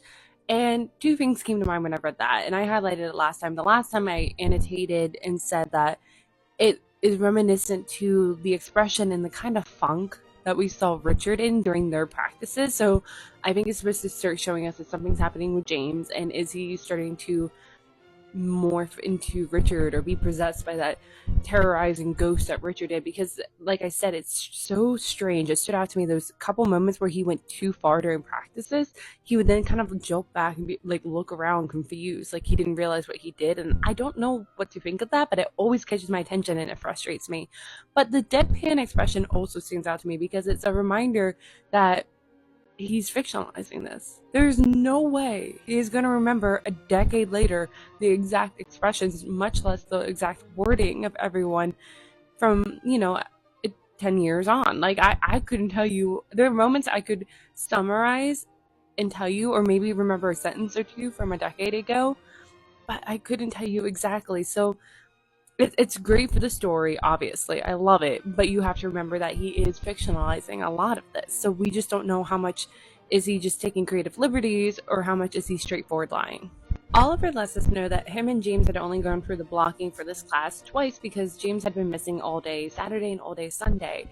And obviously that's going to catch my attention because I'm like, where was he? Why is he staying distant from Oliver all of a sudden? Was he with Ren? Like, what is he up to? Is he starting to fall into his, gothic descent? Is he, becoming more internal and slowly losing his sanity like Hamlet, which is fascinating because Oliver, just as I said for the last couple of scenes, had associated himself with Hamlet, and others had associated him as Hamlet. But that kind of now makes me lean more into this idea that I had that James, while distinct, I feel like is almost not real. That he's not a real person, or at least if James was real, it's not the version we're seeing in this book. That I feel like James is the the ideal of what Oliver wishes to be, the life he wishes he had, the character he wished he could play. Be that popular, be that brilliant, all that, while simultaneously imposing all his guilt and trauma that Oliver could have felt in that moment onto James and had him feel it. So again, like, I'm leaning towards like Oliver being the suspect for this, but like I feel like this time around I'm starting to question, like, is this really James, or is this just Oliver imposing his thoughts, emotions, wants, dreams, desires, and all that onto James, which is fascinating when you think of typecasting because Gwendolyn kind of hollowed all these students out, and now it's imposing this typecasting on them. It's kind of like you hollowed out their body and like put in a new soul. Like, think of like The Host by Stephanie Myers. Like, you implanted this parasite that takes over their body. Like, it feels kind of like that. Once again, I find fascinating the performances and the quotes and things, the Shakespeare moments that are used is being used to parallel what's going on in the real lives. In this case, with like Oliver and James performing a scene where they're supposed to be fighting, and Meredith's character is supposed to be there watching them fight. And as we see, like, even though Oliver and James aren't directly fighting yet, there's tension brewing, and it comes from like and Meredith's kind of watching from the sidelines, and that it's like kind of building to this jealousy aspect that is going to continue to build between all three of them. But also I find it very interesting because, as we see in the scene, James goes too far. And so, like, I think this is them actually fighting in real life. That, James is mad at Oliver, obviously, with how he's reacting throughout the beginning of the scene. And the best way for him to, like, actually act on it, but then have the excuse of, sorry, I was performing the scene, is to do it here in this moment. Then, like, it's not as, you can dismiss it, not make it as a big of a deal, which I think, like, he doesn't want to put it out there yet that he's really frustrated with James, because with Oliver, because then he would have to admit why he's frustrated with Oliver, which is that he's in love with him, according to Oliver. But also that it's reminiscent again of Richard and Alexander, that Richard and Alexander had gone too far, had been too violent, had got caught up in the scene. So why is James and Alexander excused for this, but not Richard? When Oliver says, I glared at him, fists clenched against the churning of my stomach. There was no need to impress anyone with my emotions for a fight call, but I was already on edge. And like I just said, I think it's like they were both have emotions brewing. They're both angry at each other, but they are too scared to actually address their emotions and their feelings regarding their anger and like address why they're angry with each other in the real life. It's much easier for them to do it behind the mask of their characters. And so we're getting again that blurring of the line between reality and fiction, that they now are like leaning towards this fiction world to be able to comprehend their real life emotions. And that's kind of something that like Oliver had said to Colburn about why he liked Shakespeare. Oliver then said that in the middle of Oliver's speech, James' weary amusement faded from his face and replaced with a cold, ugly look. So reminiscent to some of the looks that they describe with Richard, especially moments before Richard took his performance too far. I had this brief flash of a thought. I don't think it's right, but again, if I'm leaning towards if Oliver had committed this crime, when they're sword fighting here, you see as an instinct that James smacks Oliver in the face with the pommel of his sword. I wonder if he was afraid in that moment, that he maybe is wondering if Oliver had committed this crime against Richard, and for a brief moment thought he was at risk, that he again blurred the line between reality and fiction and forgot that they're just performing and that his life was actually at risk and he needed to defend his life. Or at the very least, he was thrown back to those traumatic moments with Richard, like with the Macbeth after party and with the Julius Caesar performances, where he felt like at moments his life was at risk. Or even, I guess you could say that he's coming from the aftermath of if James had committed the crime, his life was at risk. The fight could have been too similar in this instance to the fight that him and Richard had that led to Richard's death.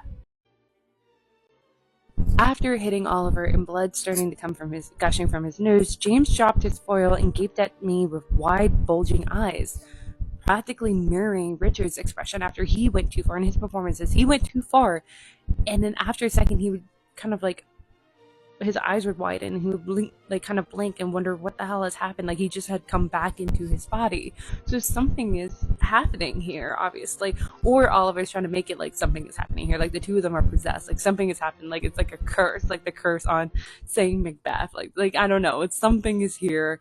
I don't know what it is, but it pokes at me and annoys me every time I read this book, that there's something going on in these moments between Richard, Alexander, and James where they go a little too far and then kind of come back into the body and look wide-eyed and like wondering what the hell just had happened. And again, I'm going to repeat this. The thing is that why was Richard deemed the villain and worthy of dying, but James and Alexander are worthy of saving, even though James and Alexander are doing exactly what Richard had done. Going too far in their scene, being too violent, literally having moments where they went too far and then come back in their bodies and like realize like, what the hell did I just do? It's mirroring, but yet Alexander and James are deemed worthy of being saved, of giving a second chance, but not Richard. Though what's also fascinating is that Camillo is shouting at James and like really angry for what he did, even though it's the same thing as Richard. And I feel like the others kind of pushed it under the rug, but I feel like it also could be the person that is there. So like Camilla would obviously try to nip this in the bud and be like, knock it off, we're not doing this. Whereas Gwendolyn tried to push it under the rug and pretend like that didn't happen and try to smooth the rough edges. But also it could be just because of what happened with Richard, and the teachers are aware that something had happened. They had seen the performance of Julius Caesar and knew the blocking and knew something had happened on stage, and later that night he had died. And I think Camillo is trying to ensure that it doesn't happen again, and he's seen the signs. So I think like this is why also Camillo and Frederick are going to be on stage and in this performance, because they're aware that something's happening here. And to continue that last point, definitely they're aware of something happening because Camilla like orders a couple of younger students to go, bring Oliver to the infirmary, help him bring him to the infirmary, but also had someone go run and get Frederick and Gwendolyn because he needed to talk to them. So he's keeping them in the loop that they're all very aware that something had happened and something is happening, and they're trying to keep an eye on it. But it's so fascinating because they feel so absent too in this story. Like it feels like they're barely there, barely parenting. Like they feel like an absentee parent. I have such mixed feelings about the beginning of Act 4, Scene 6, where, Oliver's talking about how his nose was broken, he had to get a splint. Gwendolyn and Frederick talked to him, and they asked him to just say it was an accident. They didn't need more gossip around them. And at first, it's good that they're concerned for them, which they should be. I think they would have been in any other time, but it's fascinating to me that they're still leaning on what they were before, which is ignoring and smothering and not acknowledging or trying to unpack or fix the underlying tension and problems. Like Gwendolyn was there when Richard threw Meredith across the stage during the performance. And instead of actually addressing it, she told them all to take 5 minutes and ignored it and going forward, and that obviously escalated. And it's the same here. Like I think they trust that Oliver and James are friends, but they should know that something is wrong if this is happening, that like this wouldn't normally happen if they're supposedly so close, Oliver and James. So why are they not addressing it, especially if they're going to be in this performance? I'm assuming Colburn asked them to be in this performance to keep an eye on them, assuming that, tensions are still high.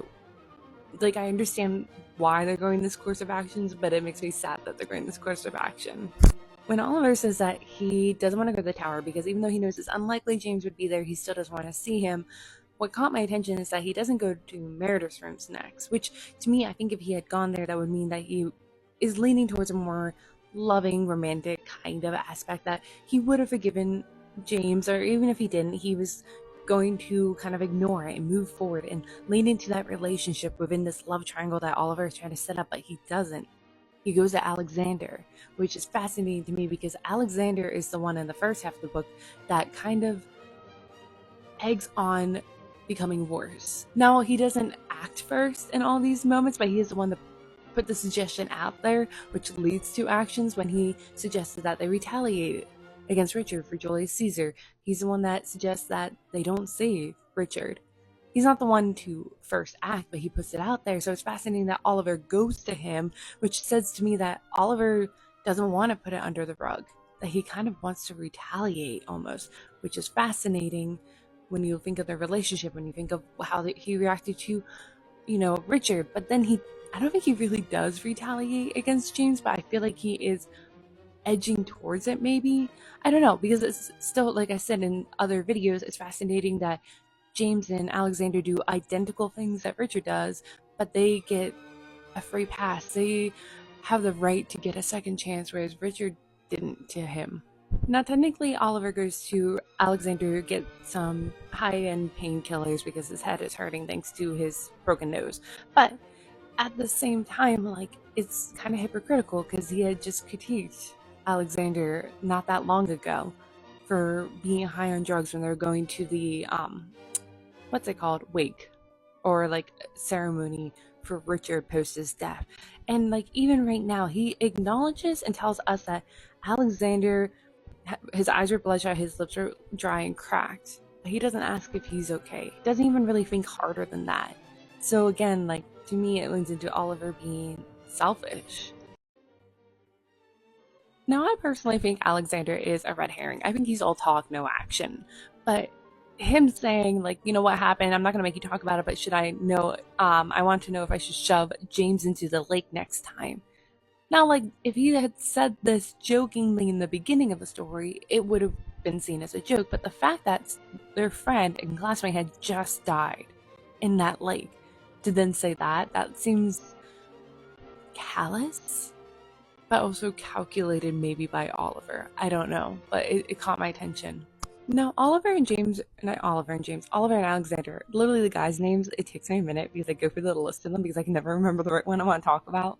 But Oliver and Alexander are talking about James and that they haven't seen much of him. He comes, he goes barely, like he comes after Oliver goes to bed and leaves before he wakes up, and that like Alexander's saying, if you ask me, he's getting a little too deep into his role, method acting, doesn't know where to. He stops and Edmund starts anymore. And again, it's blurring of the lines of reality and fiction, which like I think that's a warning sign. I think that he, with everything that is happening, he can't deal with the emotions and the guilt, even if he didn't commit the crime. Just knowing that maybe Richard was alive and they didn't do anything, the guilt is eating at him, and because of how his life has been and how, the school has kind of altered him, hollowing him out, making him his typecasting, he doesn't know how to respond to these emotions, just knows to heighten these emotions, as Gwendolyn had said. And so for him, his coping mechanism, I think, is to become someone else, to lean into this character, because at least then he doesn't have to think about what is happening outside of this role. And I think that's why he is not hanging around the group right now, because when he's around the group, he has to think about what happened. Now, Oliver going to Alexander for something more, for this weed with a mix of painkillers, so then he doesn't feel anything for a week, is fascinating. Now, he could have just taken the painkillers if his head was really that bad, but he wants something more. So I think with the mix of weed, wanting weed, is that he mentally wants to check out.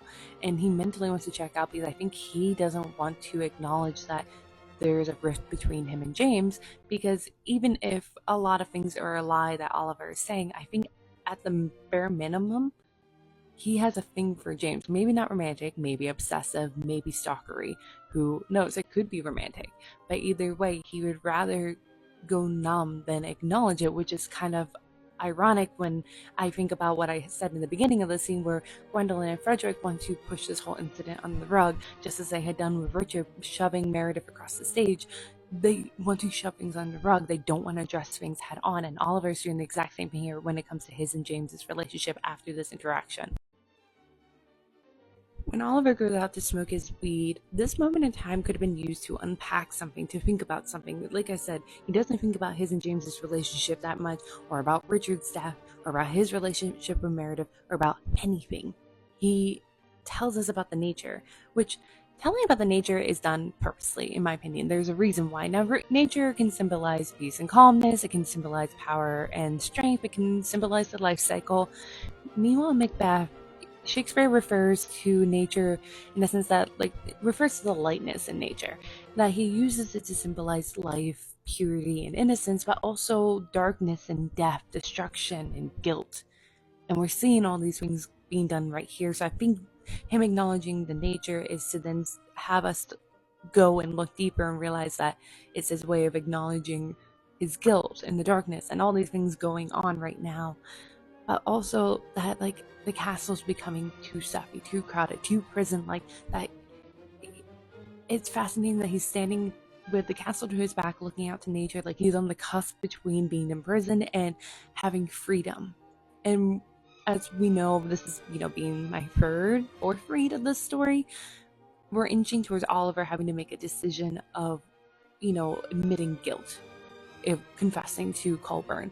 So now he's like, I think, symbolizing that he's on the cusp and standing, kind of straddling which decision he wants, imprisonment or freedom. The ending of the scene, again, is so fascinating because Meredith just comes out here, doesn't say anything, takes his hand, kisses him, brings him inside. It's inferred that they probably had sex, but it's so random.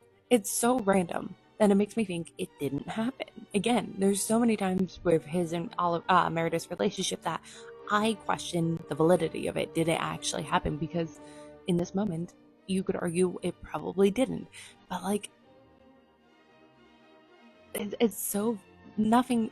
We're given nothing. So we are left to infer, why did she come out here? Is it because James had punched him and she's trying to claim her territory, getting to the jealousy love triangle aspect, which is common. The jealousy aspect is common in Shakespeare plays, but why? This didn't catch my attention. I didn't think about this any other time I read this book, but it's weird that Oliver is having this conversation with Pip, and he's like, I'm guessing you want me to ask where he is. So talking about James, and he's avoiding James and doesn't want to talk to James. And it's weird in the context of him supposedly being so in love with him, even if he's not fully aware of it. He at least is aware that he's very jealous after the Christmas mask where they perform Romeo and Juliet. But he doesn't want to go talk to him. Which, like, I think if you're in love with them, you would have accepted that lie that it was a mistake, because it probably was a mistake. It was caught up in the moment. Like, you could have easily read what happened as a mistake, but he doesn't. He hangs on to his anger, which I think is kind of telling, even if Oliver didn't commit this crime. What's interesting is that a couple scenes ago, Pip and Meredith kind of associated Oliver as Hamlet, and Oliver associated himself as Hamlet, but I think James is more that he flits in and out kind of like a ghost in the scene. Like, as Hamlet doesn't really interact with the court too much, he flits in and out of scenes, and when he's there, he is angry and violent and emotional and all over the place and reactive. So I think James fits Hamlet more, which again is a prince role, which fits into James's typecasting. Okay, here's another thought that it just hit me now, not any other time I read this book. So James and Oliver sleep in a room that they call the Tower.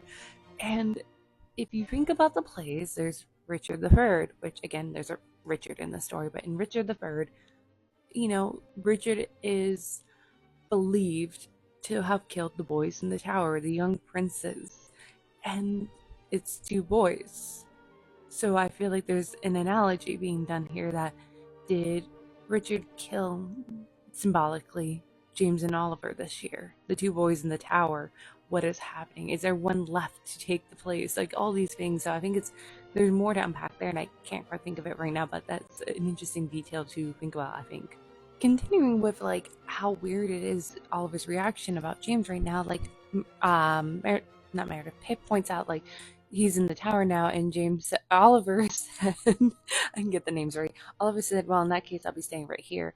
And I said, that's interesting, because he surely had saw James's reaction immediately after. He at least tells us that he was shocked in horror, which again is very similar to Richard's reaction after what he did to Meredith and other moments where he went too far during rehearsals leading up to his unaliving. But it's fascinating that, like, he saw that reaction, and yet is holding on to his anger here and refusing to see him, because I think he knows if he saw him, he'll crumble under his emotions, supposedly. Who knows?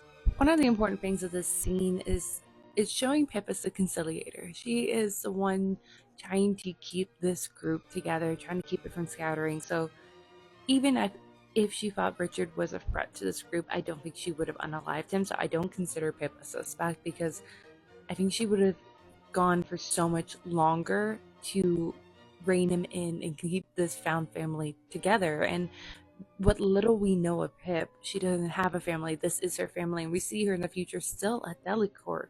So I think she would have done anything to have kept every member of this group together, as she's acting here and in other places. So I think it's interesting that she did say let be in that moment, but again, we have to question, did that moment actually happen? Were they actually at the lake standing there deciding life or death for Richard? What Oliver says here is fascinating, because he says she seems frail all of a sudden, thin and transparent like a cancer patient, unflappable Philippa. I felt a weird, overwhelming urge to just hold her, and I was ashamed that I had ever, however briefly, suspected her of something, which he never really has mentioned that he was suspicious of anyone prior to this. Like, there's no one that he looked at. Like, he says genuinely he looked at everyone suspicious, but he didn't really look at anyone suspicious prior to this. So why all of a sudden is he hinting at this? And so quickly after, I just discounted her too. But I don't think it's Pip. I think she will cover up a crime for you, but she will not commit the crime for you. But all of a sudden seeing her so thin and frail, I think is important, because I think it's showing that he's starting to tear away everyone's typecasting. Everyone's mask is starting to fall away, that he's suddenly seeing the real people underneath their typecasting, the real version of Meredith. But he's still trying to hold the mask up, being like, no, put this back on. The real version of James, and he's like, no, put this mask back on. I don't like this version of you, this version I've held on a pedestal. Same with Pip. He doesn't like this version of her that actually is the real version, but not the version that he has been holding up and viewing and imagining for the last 4 years. As I mentioned previously, the last time I read this book, I annotated it. So I highlighted this paragraph where Oliver says, "As I climbed the stairs to the tower, I found myself walking in slow motion. It didn't feel like I was going to see James for the first time in a day or two. It felt like I hadn't really seen him, spoken to him, communicated with him in any significant way since before Christmas." And I wrote in my book, like he suddenly became a different person to you.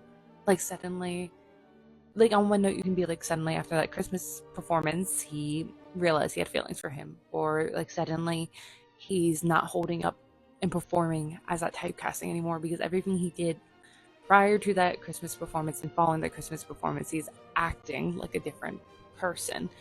But like it's so sad because he sees this, he's recognizing this, but doesn't offer help. He's recognizing and pointing out without directly pointing out, more so hinting and referring and trying to ignore, which is ironic because Gwendolyn and Frederick was shoving things under the rug like this incident, is trying to ignore that James is obviously struggling and refusing to help him because it doesn't stand up then to his typecasting. He is the perfect prince. Like, of course, you don't help that. Like, he's not supposed to be struggling. He's supposed to be perfect. He has put him on a pedestal, and that's why I think a lot of us love him. I know I love him. My one friend doesn't, but I love James because I think we were supposed to, because Oliver has painted him this way. Even though we're seeing these negative aspects of James, we still don't hate him quite. We feel sorry for him because Oliver has painted him and put him on this pedestal.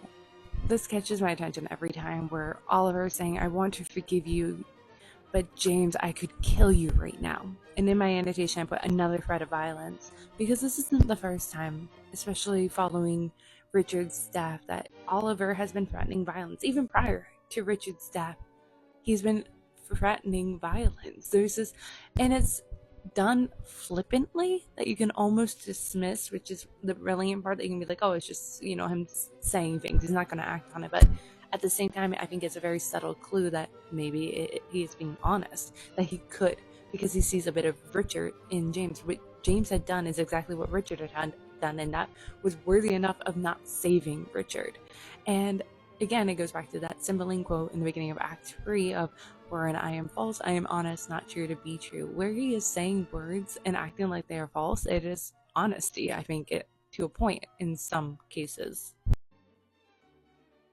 Oliver brings up the sparrow again, and the sparrow represents God's infinite control over the lives of his creation, that he could create and snuff out as easily. And again, that is going to fate versus agency, which is Oliver's thing that he referenced in Act 1. And yet he is saying that James is the sparrow, not Richard, which feels right because James is so much more fragile and elusive, which, yes, but also he says, "I could crush you," alluding to himself being God, which again, I am very biased in this read through and thinking that Oliver had committed this crime. So does he think he is God, that he is the one that can take a life, so to say? But like, yeah, it just, this like whole page continues with him acting and speaking and reacting violently, but holding himself back, because I think he does have more feelings, more love towards James than he did Richard, for instance.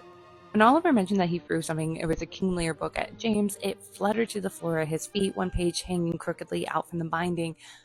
That is so distinct of an image, and I feel like this author does everything with a purpose. So what is this supposed to represent? A page missing from this narrative, which would fit with that, because I feel like we're missing a detail, and we're always going to be missing some detail that would tell us concretely what happened to this crime, because the purpose of this is that Oliver really is still not telling us what happened. It's been a while since I quoted Shakespeare, which I think it represents their state of mind, that they're in such a turbulent time and they're letting down their typecasting mask, that they're not quoting Shakespeare as much as they had used to when they were, still held the mask to their face. But now James quotes Romeo and Juliet, which again is very telling to this romance that Oliver is painting between the two of them. Now Oliver says, like, please, like, right now, can we just be ourselves? Like, don't do that. And James' response is, easier to be Romeo or Macbeth, or Brutus or Edmund someone else. And I wonder, like, part of me wonders if that is true, if James really is struggling, or if James is just the person that Oliver is planting his emotions about. Like, Oliver feels like that. Oliver believes in the typecasting, believes it's easier to be these characters. And so instead of him thinking like that, acting like that to, you know, hide his guilt, hide this side of himself, he pushes it onto James, has James say these things, act these ways, think these ways. Now, again, we never know if James genuinely felt like that, or if Oliver is just having us think that James felt like that. What caught my attention is when James apologizes and says, I don't know what made me do that. I never wanted to hurt you before, but we saw a glimmer of it prior in an earlier fight scene way back when he accidentally did hit him, but it was more minor, that it didn't catch their attention as much as this one did back in, I believe, Act 1 or Act 2, when they were practicing, I think it was fist fighting, kind of like trying to do that, what you would do for stage. So obviously it has happened before. Well, apparently the last time I read this book, a version of me also was questioning Oliver and James and what he had James saying, because James says, Oliver, I don't know what's wrong with me. I want to hurt the world. And I put in my annotations, is this true? It almost feels like a poorly written line. Like Oliver wrote it for this imagined version of James to say, to explain his actions. In the scene, we see that the group are practicing in pairs for like something for class, where they're doing pairing groups of reading of different Shakespeares. And so we learned that James and Pip are performing a scene as Hamlet and Gertrude, which I think is very fitting the casting of this, because Pip is the mother figure of this group. She's the one trying to keep this found family together, just as Gertrude tries to keep her family together, just as Gertrude is trying to alleviate the tension and is unsuccessful, so is Pip. And there's so many similarities between the two of them, but also that James is Hamlet, James is the prince, James is struggling and falling into madness before our eyes. But it's fascinating because earlier in this act, Oliver, Pip, and Meredith all associated Oliver with Hamlet. So I think it goes back into my theory that I don't know how much of James in this book is really James and how much of it is the version of James that Oliver imagined him as, this typecasting, mixed with the uglier aspects of himself that he's imposing on him, just as, Dorian Gray's painting has all the ugliest side of Dorian Gray, like, exposed there, kind of like that. But the other pairing I want to talk about is Alexander and Oliver, and they're playing these two characters that it's a Shakespeare play. I had to confirm, I wasn't too certain, because it was based off the Night Tale from the Canterbury Tales, which I still remember the first couple lines of one of the stories in Middle English, because I remember it for extra credit in AP English back in high school. But the story is actually really fascinating because it's these two cousins and close friends bound by duty to fight for Creon, though they are appalled by his tyranny, and they lose and they're imprisoned, but are resigned to their fate. Their stoicism is, though, destroyed when they look out the window and see Princess Amelia. Both become Amelia obsessed and bitter rivals after that. And they turn on one another, and like, all that's fascinating because you see the tyranny, you think of Richard, obviously, and the two of them had, worked for a while under him, but then turned against him. I don't think these two characters turned against Cream, but similar in the sense. But also that, like, Oliver and Alexander seem resigned to their fate. Like, they're not trying to, like, at one point, I think Alexander's would rather die, as we see, I think, going forward, in his resignation to their fate, that the castle is a prison, as I've talked about in other scenes in this act, that Oliver kind of describes it as prison-like. And then even when Oliver goes to prison, he is stoic, he is resigned to his fate, but eventually something makes him want to leave, want to tell the story. And the fascinating thing is also that the character that Oliver is playing, Palomin, he escapes thanks to the jailer's daughter helping him, and it's because the jailer's daughter has a huge crush on him and follows after him, even though Palamon is obsessed with Princess Amelia.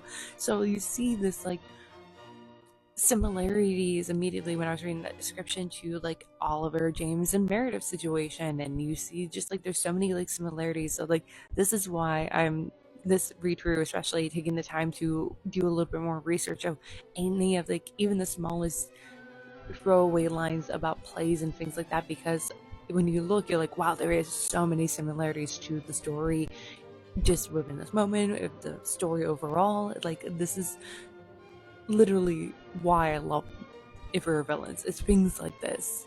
It is so brilliantly written. We then get to see the pairings kind of perform a couple of their lines, and once again, it's like while Pip complains, goes, "I'm not that old to be your mother. Couldn't I be Ophelia with James?" But it's more fitting that she is Gertrude, because if we're to believe this version of events that Oliver is proposing here, Pip is the first person that James comes across after the crime, and she is the one that helps him, coaxes him, covers for him. And so it's a little interesting there. But more importantly, the lines between Meredith and Wren catches my attention, because Wren says, "Wouldst thou do such a deed for all the world?" Meredith, "The world's a huge thing. It is a great price for a small vice." And that fits a little too well with how I think that Meredith is one of my top suspects. It is, a three-way tie between Meredith, James, and Oliver. To me, every time I read it, I fluctuate between the three of them mostly. And Meredith has reason. She has motive. She could have done it possibly if Richard was that drunk that night and she was that mad that night. And in this moment, it feels like Wren is asking her that, and could you have really done this deed? And Meredith is saying it's a huge ring, but a great price for a small vice. It's horrible, but it was kind of worth it, because I think she recognized that if he wasn't gone, she would never be rid of him. He would never let her go. As I'm getting farther in the scene, I'm going, oh wait, this is the Alexander Ritter scene. And what's catching my attention is that he was supposed to be meeting with Oliver to practice their lines, but also Colin comes, and that's what initially catches her attention of where is Alexander. And he says that they were supposed to meet at 5 for drinks. Now, first off, none of them really were looking that hard for him. That, like, yeah, he kind of does his own thing, but, like, they weren't concerned, especially after all that has happened and how he's been acting and stuff. You weren't concerned prior to that. From the tone of Oliver, you assume that he's angry with him. But a part of me had wondered if he had done it on purpose, if Alexander had done this on purpose, that it was too much and it was intentional, but it happened, not an accident. But a part of me wonders if that's not the case, because he had people knowing, like, he was supposed to be in 2 places and people would recognize that he wasn't there and come looking for him. So I don't know, like, it could be both at the same time. It could be intentional and unintentional. Like, I don't know, because I don't think I don't think we're ever gonna know what was Alexander's intention. I think the purpose of the scene is more so to point out how similar Richard and Alexander's moments are in the group huddling around, but in this case they choose Alexander worthy of saving and not Richard. Okay, so this also catches my attention. So the group are like, have you heard anything from him? He's been acting a bit odd. James saying, haven't we all? But Brent frowns at Oliver. Oliver's not the one to say this. James is the one to say this. So this is something else. She is frowning at him, and he had nothing to add, so I shrugged. She opened her mouth, but to say what, I never found out. Is she suspicious of him? Is she suspicious that Oliver had committed the crime and now committed this crime again? Like, what is with that look? It is here for a reason. She wouldn't put this little look here without a reason. So what does it mean?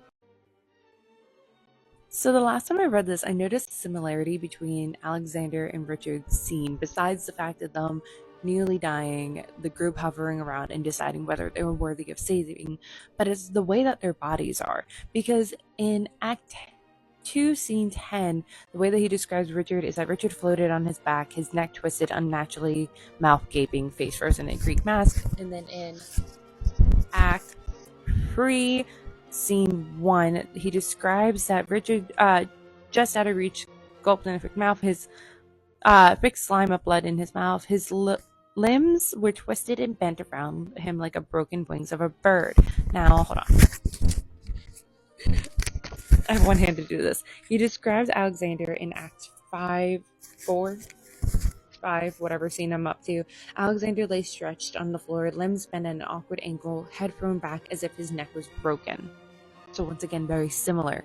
The twisting and the weird positioning of the neck.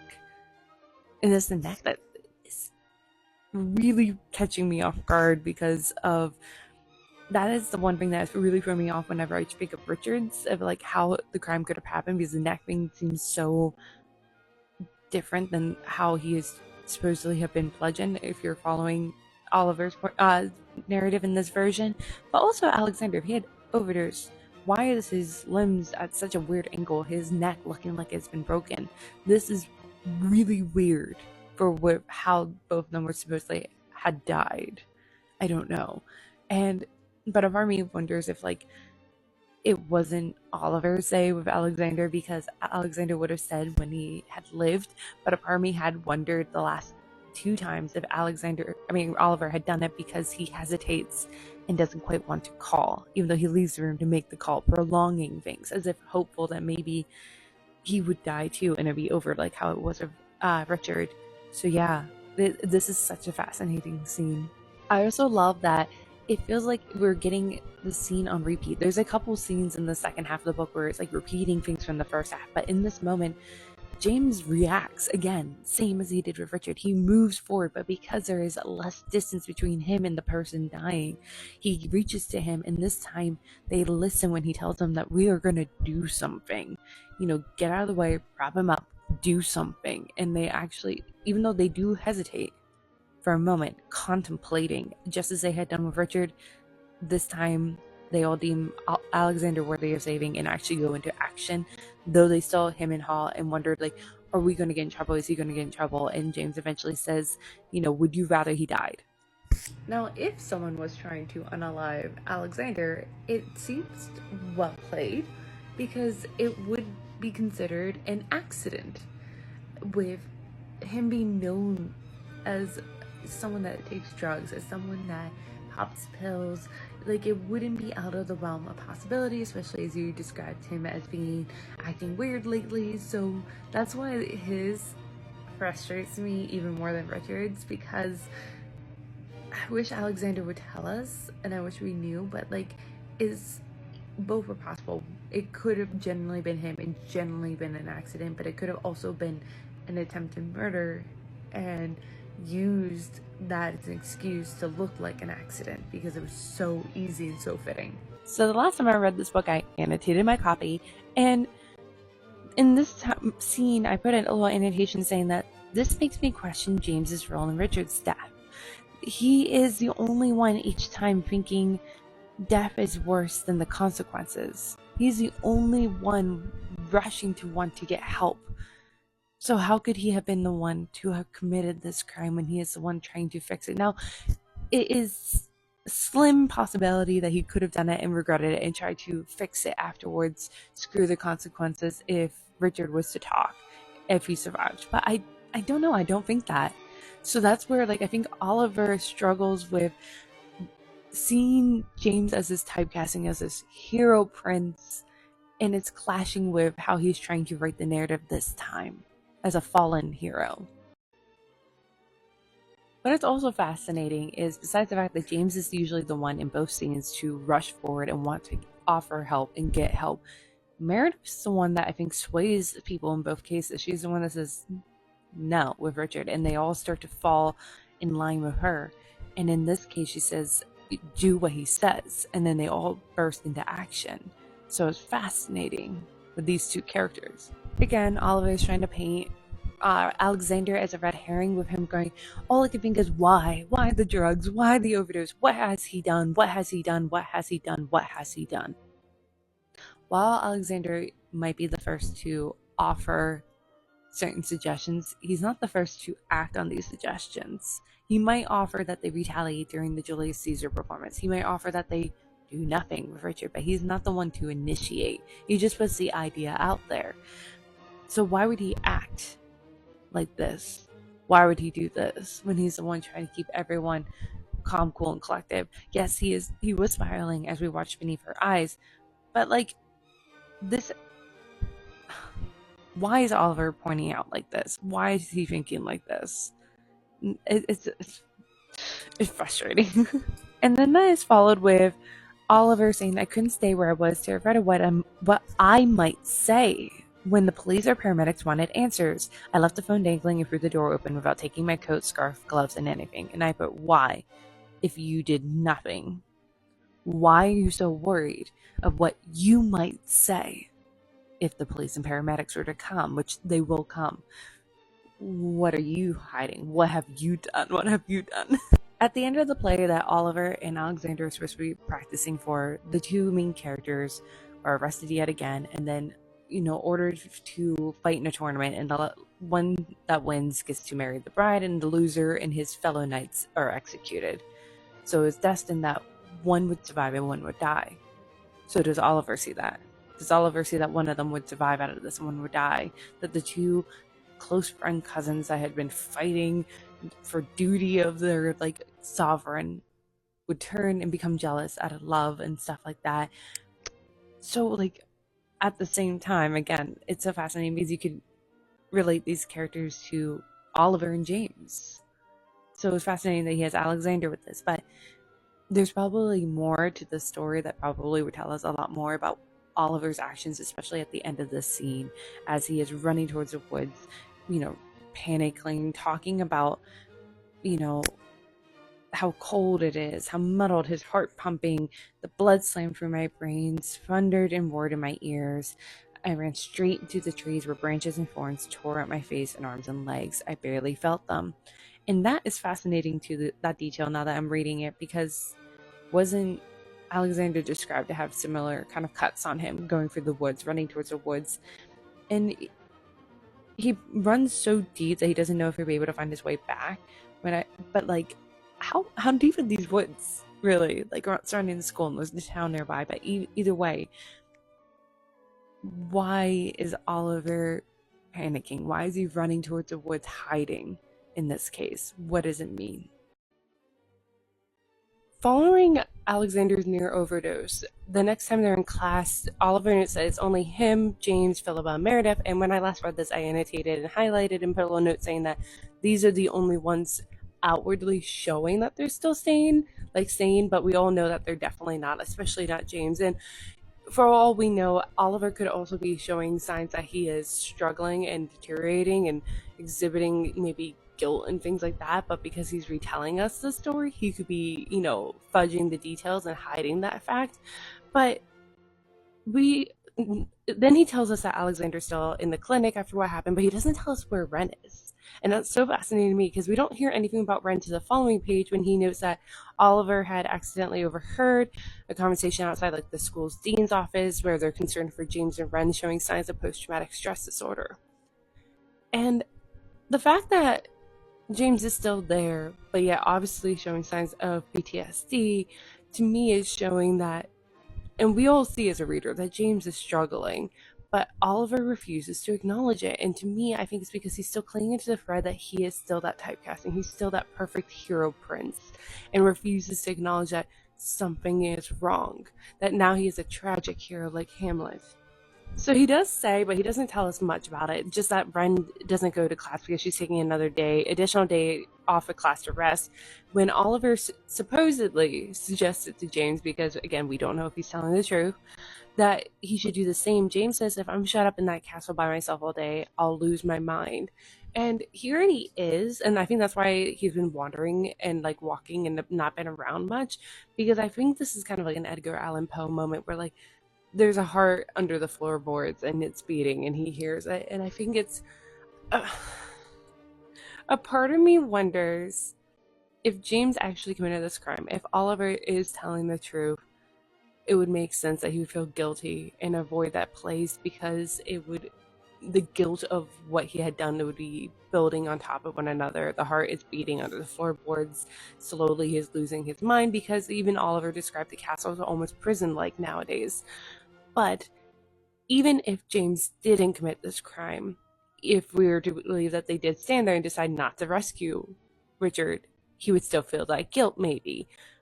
But there's equally a possibility, there's a third option where they didn't stand around the lake, really, that they had come and it was too late, that they never had that moment of debating of if we should save him. So there's still that option, but James could still feel guilty thinking that I could have done something the night before. I could have prevented that from ever happening. So James could, in any iteration of this story, no matter who had done it, could still feel guilt. And that's why I think like James is just such an empath and sensitive enough, and they've been trained for the last couple of years to feel a lot of emotions. And that's why I think like the guilt is eating at him, because they've been trained to heighten these emotions. So this line is why the last time I read it, I definitely saw Gwendolyn as a villain. And I think that she definitely is a big component of blurring the line between reality and fiction. When here they said that, James and I watched for an hour while Gwendolyn dug her nails into Meredith and Philippa, searching for sparks of real life sibling rivalry to fan into flames for the stage. She's searching for little hints of animosity between the two of them and enhancing it. And we already know from these students for the last, 289 pages that the line between reality and fiction is blurred, and it's carrying over into the real life, which is, I understand what Gwendolyn is doing. She is trying to make them into better actors. I understand that. But at the same time, with all that is happening, it is definitely a cause or part of the reason why Richard is dead, is because this emotions from the stage carried over into real life. And evidently, the emotions from the real life can carry over onto stage, as we see in the case where Oliver says, after James had broken my nose, Meredith's attitude towards him went from lukewarm to icy, which undoubtedly contributed to their complete lack of chemistry on stage. But going to Meredith and like Oliver, again, I don't know if they really genuinely had a relationship, and whether genuinely this scene actually did happen. Again, Oliver could be lying about this entire thing to us.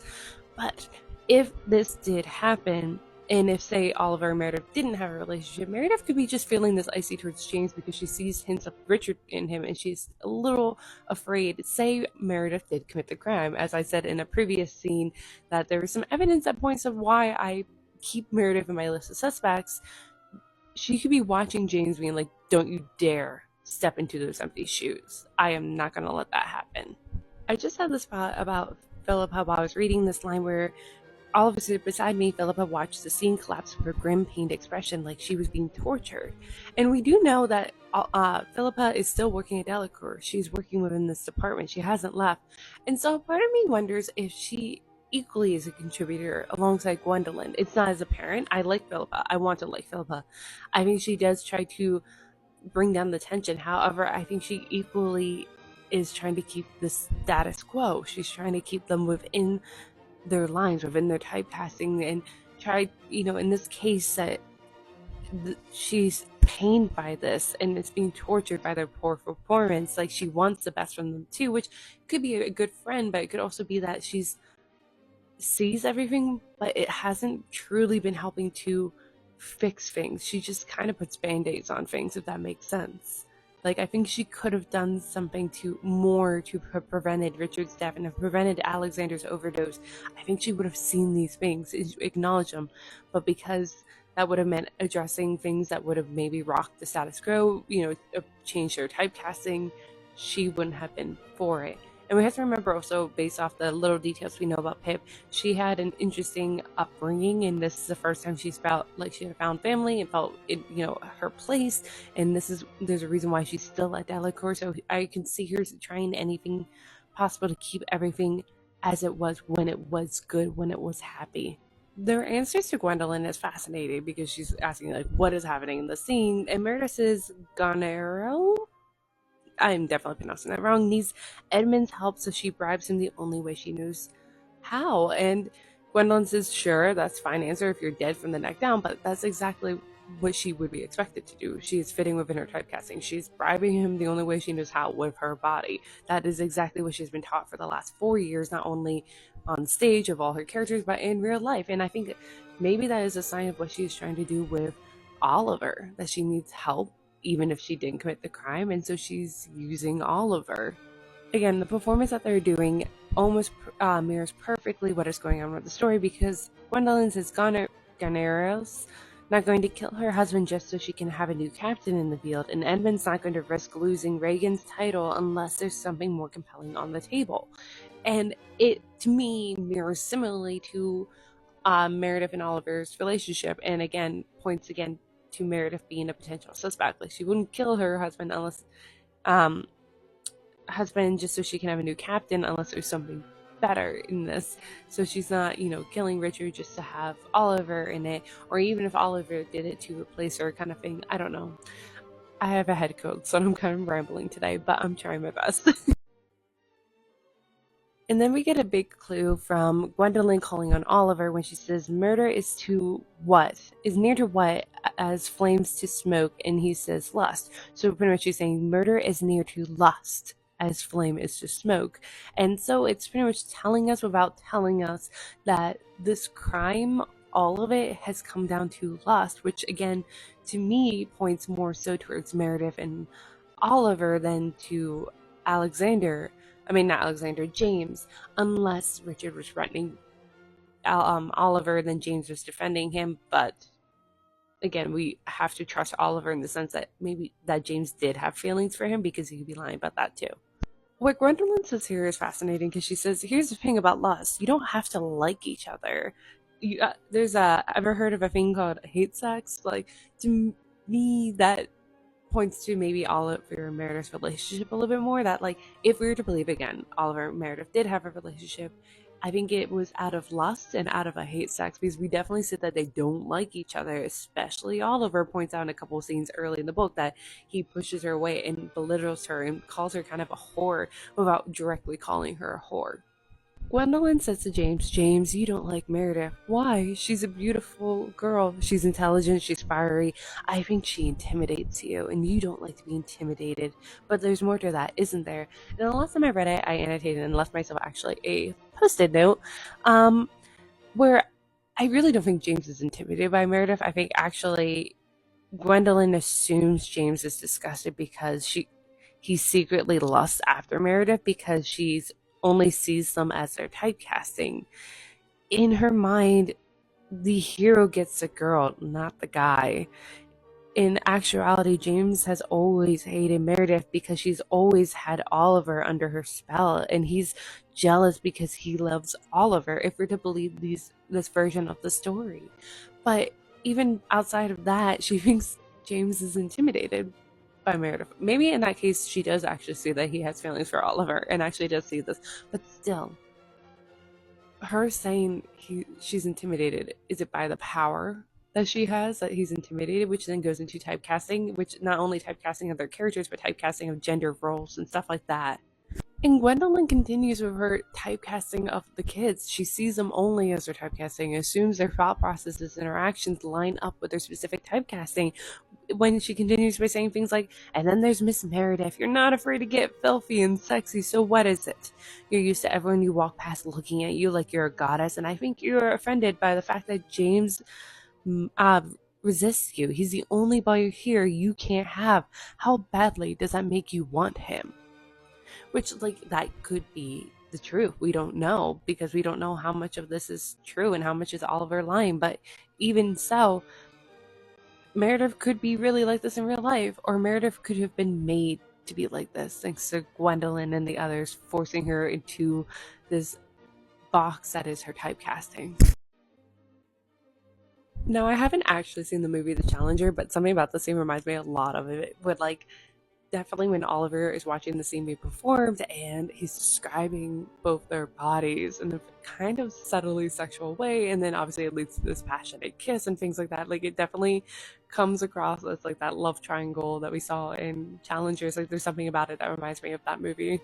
The best is when you react exactly the same every time you read something. And in this scene, James reached up to find Meredith's wrists, tracing the blue lace vines there with his fingertips, and while I'm swooning the last time, and I'm swooning again this time. I just love James. I know some people don't. I have friends that don't, but I just love James. And And then on page 293, we get this very heated moment with this passionate kiss that's with James and Meredith, but it also is hitting the themes of the story, which is this blurring between the lines of lust and violence. We've seen it a handful of times already throughout the story where there's like this lust and this passion and obsession, but also this violence to it. And just violence in their performance. The way that, James accidentally punched Oliver, but he also clipped him earlier in the story. The way that Alexander gripped and grabbed them during the Romeo and Juliet scene. The way that Alexander shoved. There's a violence in their performance, and we're seeing it here, and I think it's the violence in all their performances bleeding over into their real lives, obviously. Then Oliver runs away because he thinks everyone's eyes are on him, which it could be, or it could not, because we all have that feeling where like we think something's happening, we think everyone knows that we are emotionally in turmoil when no one really knows or no one really cares. But I think it also plays into his obsession role, because Oliver has admitted back in the beginning in Act 1 that he is possessive of James. And here in this case, the two people that he has feelings for are kissing and looking like they have a passion, even if it's just for a performance that Gwendolyn had shoved them into doing. He gets obsessive, he gets jealous, he gets possessive. And I think that, I don't know, that's another check into the Oliver as my lead suspect box. In the final scene of Act 4, Scene 10, it opens with Oliver saying, "I shoved my way down the stairs, nearly hurling a philosophy student over the banister in my rush to get away from Studio 5. And in my annotations, when I last read it, I put Oliver acting like the villain. It's very aggressive movements that were being told here. He shoved his way, hurling a philosophy student over the banister. It's very Richard-esque actions, which again is fascinating that they all villainize, they all, were willing to let Richard die for these certain actions, but yet we see James, Alexander, and Oliver all perform very similar to near identical actions to Richard, but yet they're given forgiveness and second chances. So I love that, like, the boys are all kind of similar, but yet one is deemed the villain of the story. And to continue that, at the same time, it's say that they're all villains, because again, the title of this book is If We Were Villains. It's not just if he was a villain, they are all villainous in some sense. There's some wickedness in all of us, but then I think the moral conversation being had here is who has the right to deem which one is worthy of living and dying, because you all kind of show the same things. What's interesting is that he hurls his way out of that room and goes straight to his next class. He doesn't go somewhere to walk it off or avoid Meredith and James. He goes exactly to the next classroom where he will see them. And I'm like, okay, so did he really react that way then? Like, I'm just like so curious, because like, did they really have a relationship? Again, I'm going to reiterate that, because I really don't, I'm like, I don't know. I think like 60 to 70% sure that he never really had a relationship with either of them, but like there's still equally a possibility that he could have. But then he notes that he gets into the classroom and a sneeze begins to form under his split nose. And I'm like, why are you telling us this detail? Why do you keep telling us this detail of like, what's his name, Frederick's classroom with the chalk makes him sneeze? I'm like, and I brought it up early in the book when the last time this was brought up, and I'm like, why? Is it important? I feel like I need to reread this book yet again in search of like maybe a moment where he sneezes to maybe be a sign of like inferring maybe his guilt or him being the sole suspect or something. Like, I don't know. Why are you telling us that like this chalk makes you sneeze? I need to know, because it's so random. And again, as I said before, you would think that like this wouldn't be abnormal, because like this is the 90s. Smartboards were not a thing at the time. Whiteboards were barely a thing at the time. We had chalkboards everywhere, so why is this one specific chalkboard affecting you? The funny thing about Oliver's possessiveness of James, which he literally puts in writing in like Act 1, that he is possessive of James, and like here we're seeing it come to fruition with like his reaction towards Meredith and James, even though it was literally a performance, is that it's mirroring Richard's.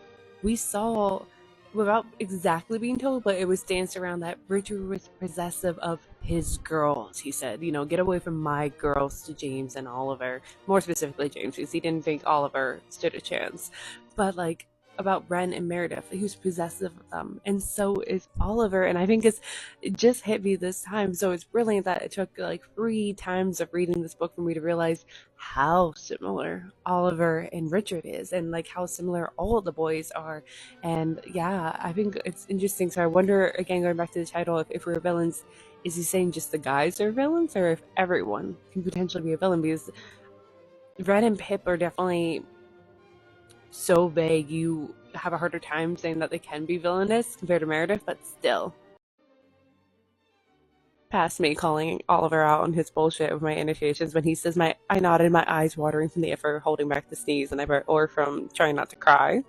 Which, like, I think this is a beautiful representation of this entire book with Oliver, is that he presents one thing, but there's a possibility of another thing, another meaning, another action that's happening that he is trying to cover with one excuse, if that makes sense. So Frederick asks how is it, speaking more specifically about his nose, and Oliver says itchy, a knee-jerk reply, but honest enough. And it could be either about, needing to sneeze, or the fact that he's still in the splint.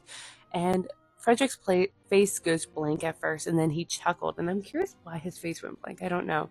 But then he chuckled, "You, Oliver, are truly indomitable." And thank God for past me, because I looked up the definition of indomitable, because I don't know off the top of my head, and it is impossible to subdue or defect. So what does it mean? What does he see? What aren't you telling us, but simultaneously telling us? Again, Oliver, this read through, if you haven't realized, is just rising higher and higher in my suspect list compared to like the last 2 times I read this book. So again, this is why I love this book, is that every time you read it, you change your views and your opinions and who you believe did it, and you just slowly lose your mind if you try to hold on to one theory for too long, because there's obviously not enough evidence to prove it all the way through, because Oliver is an unreliable narrator. Again, I have so many questions. Why aren't you telling us about this?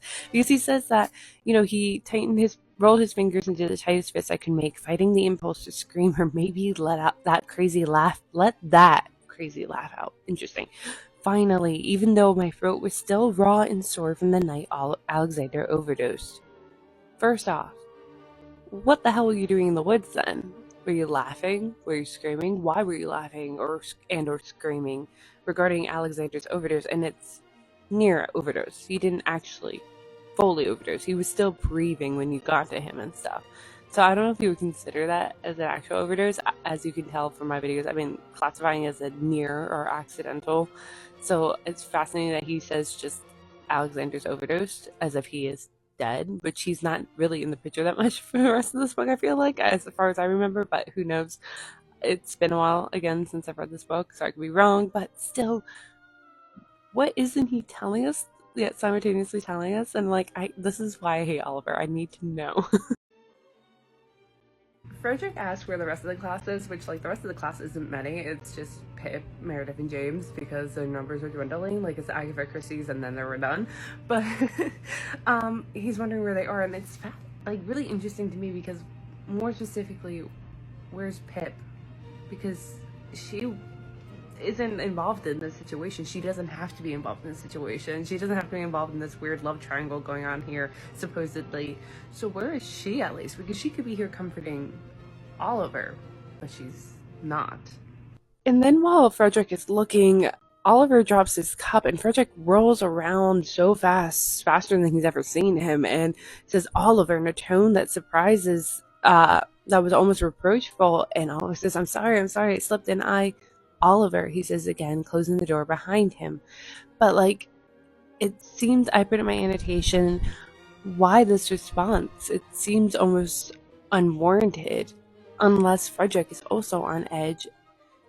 And I don't know if it's for Oliver's safety, or if he suspects Oliver, or what is going through Frederick's head also, which, again, this is why I love the stories, because it's so open-ended that I could spend hours and lose my sanity trying to figure it out. But it's what's happening, because also we have to remember, this is coming from a decade later. Oliver's not going to know exact details of things. He's an unreliable narrator, so this may never have happened. So why is Oliver putting this in the story then? Oliver ends not only the scene, but this act of him thinking, Our little drama was rapidly hurtling towards this climactic crisis. What next when we reached the precipice? First, the reckoning, then the fall. And it's to me telling that he thinks it was inevitable that this would happen, that they would have a crisis and they would have this dramatic of a fall. But also, it's a potential clue to Oliver rewriting history to form his own Shakespearean tragedy.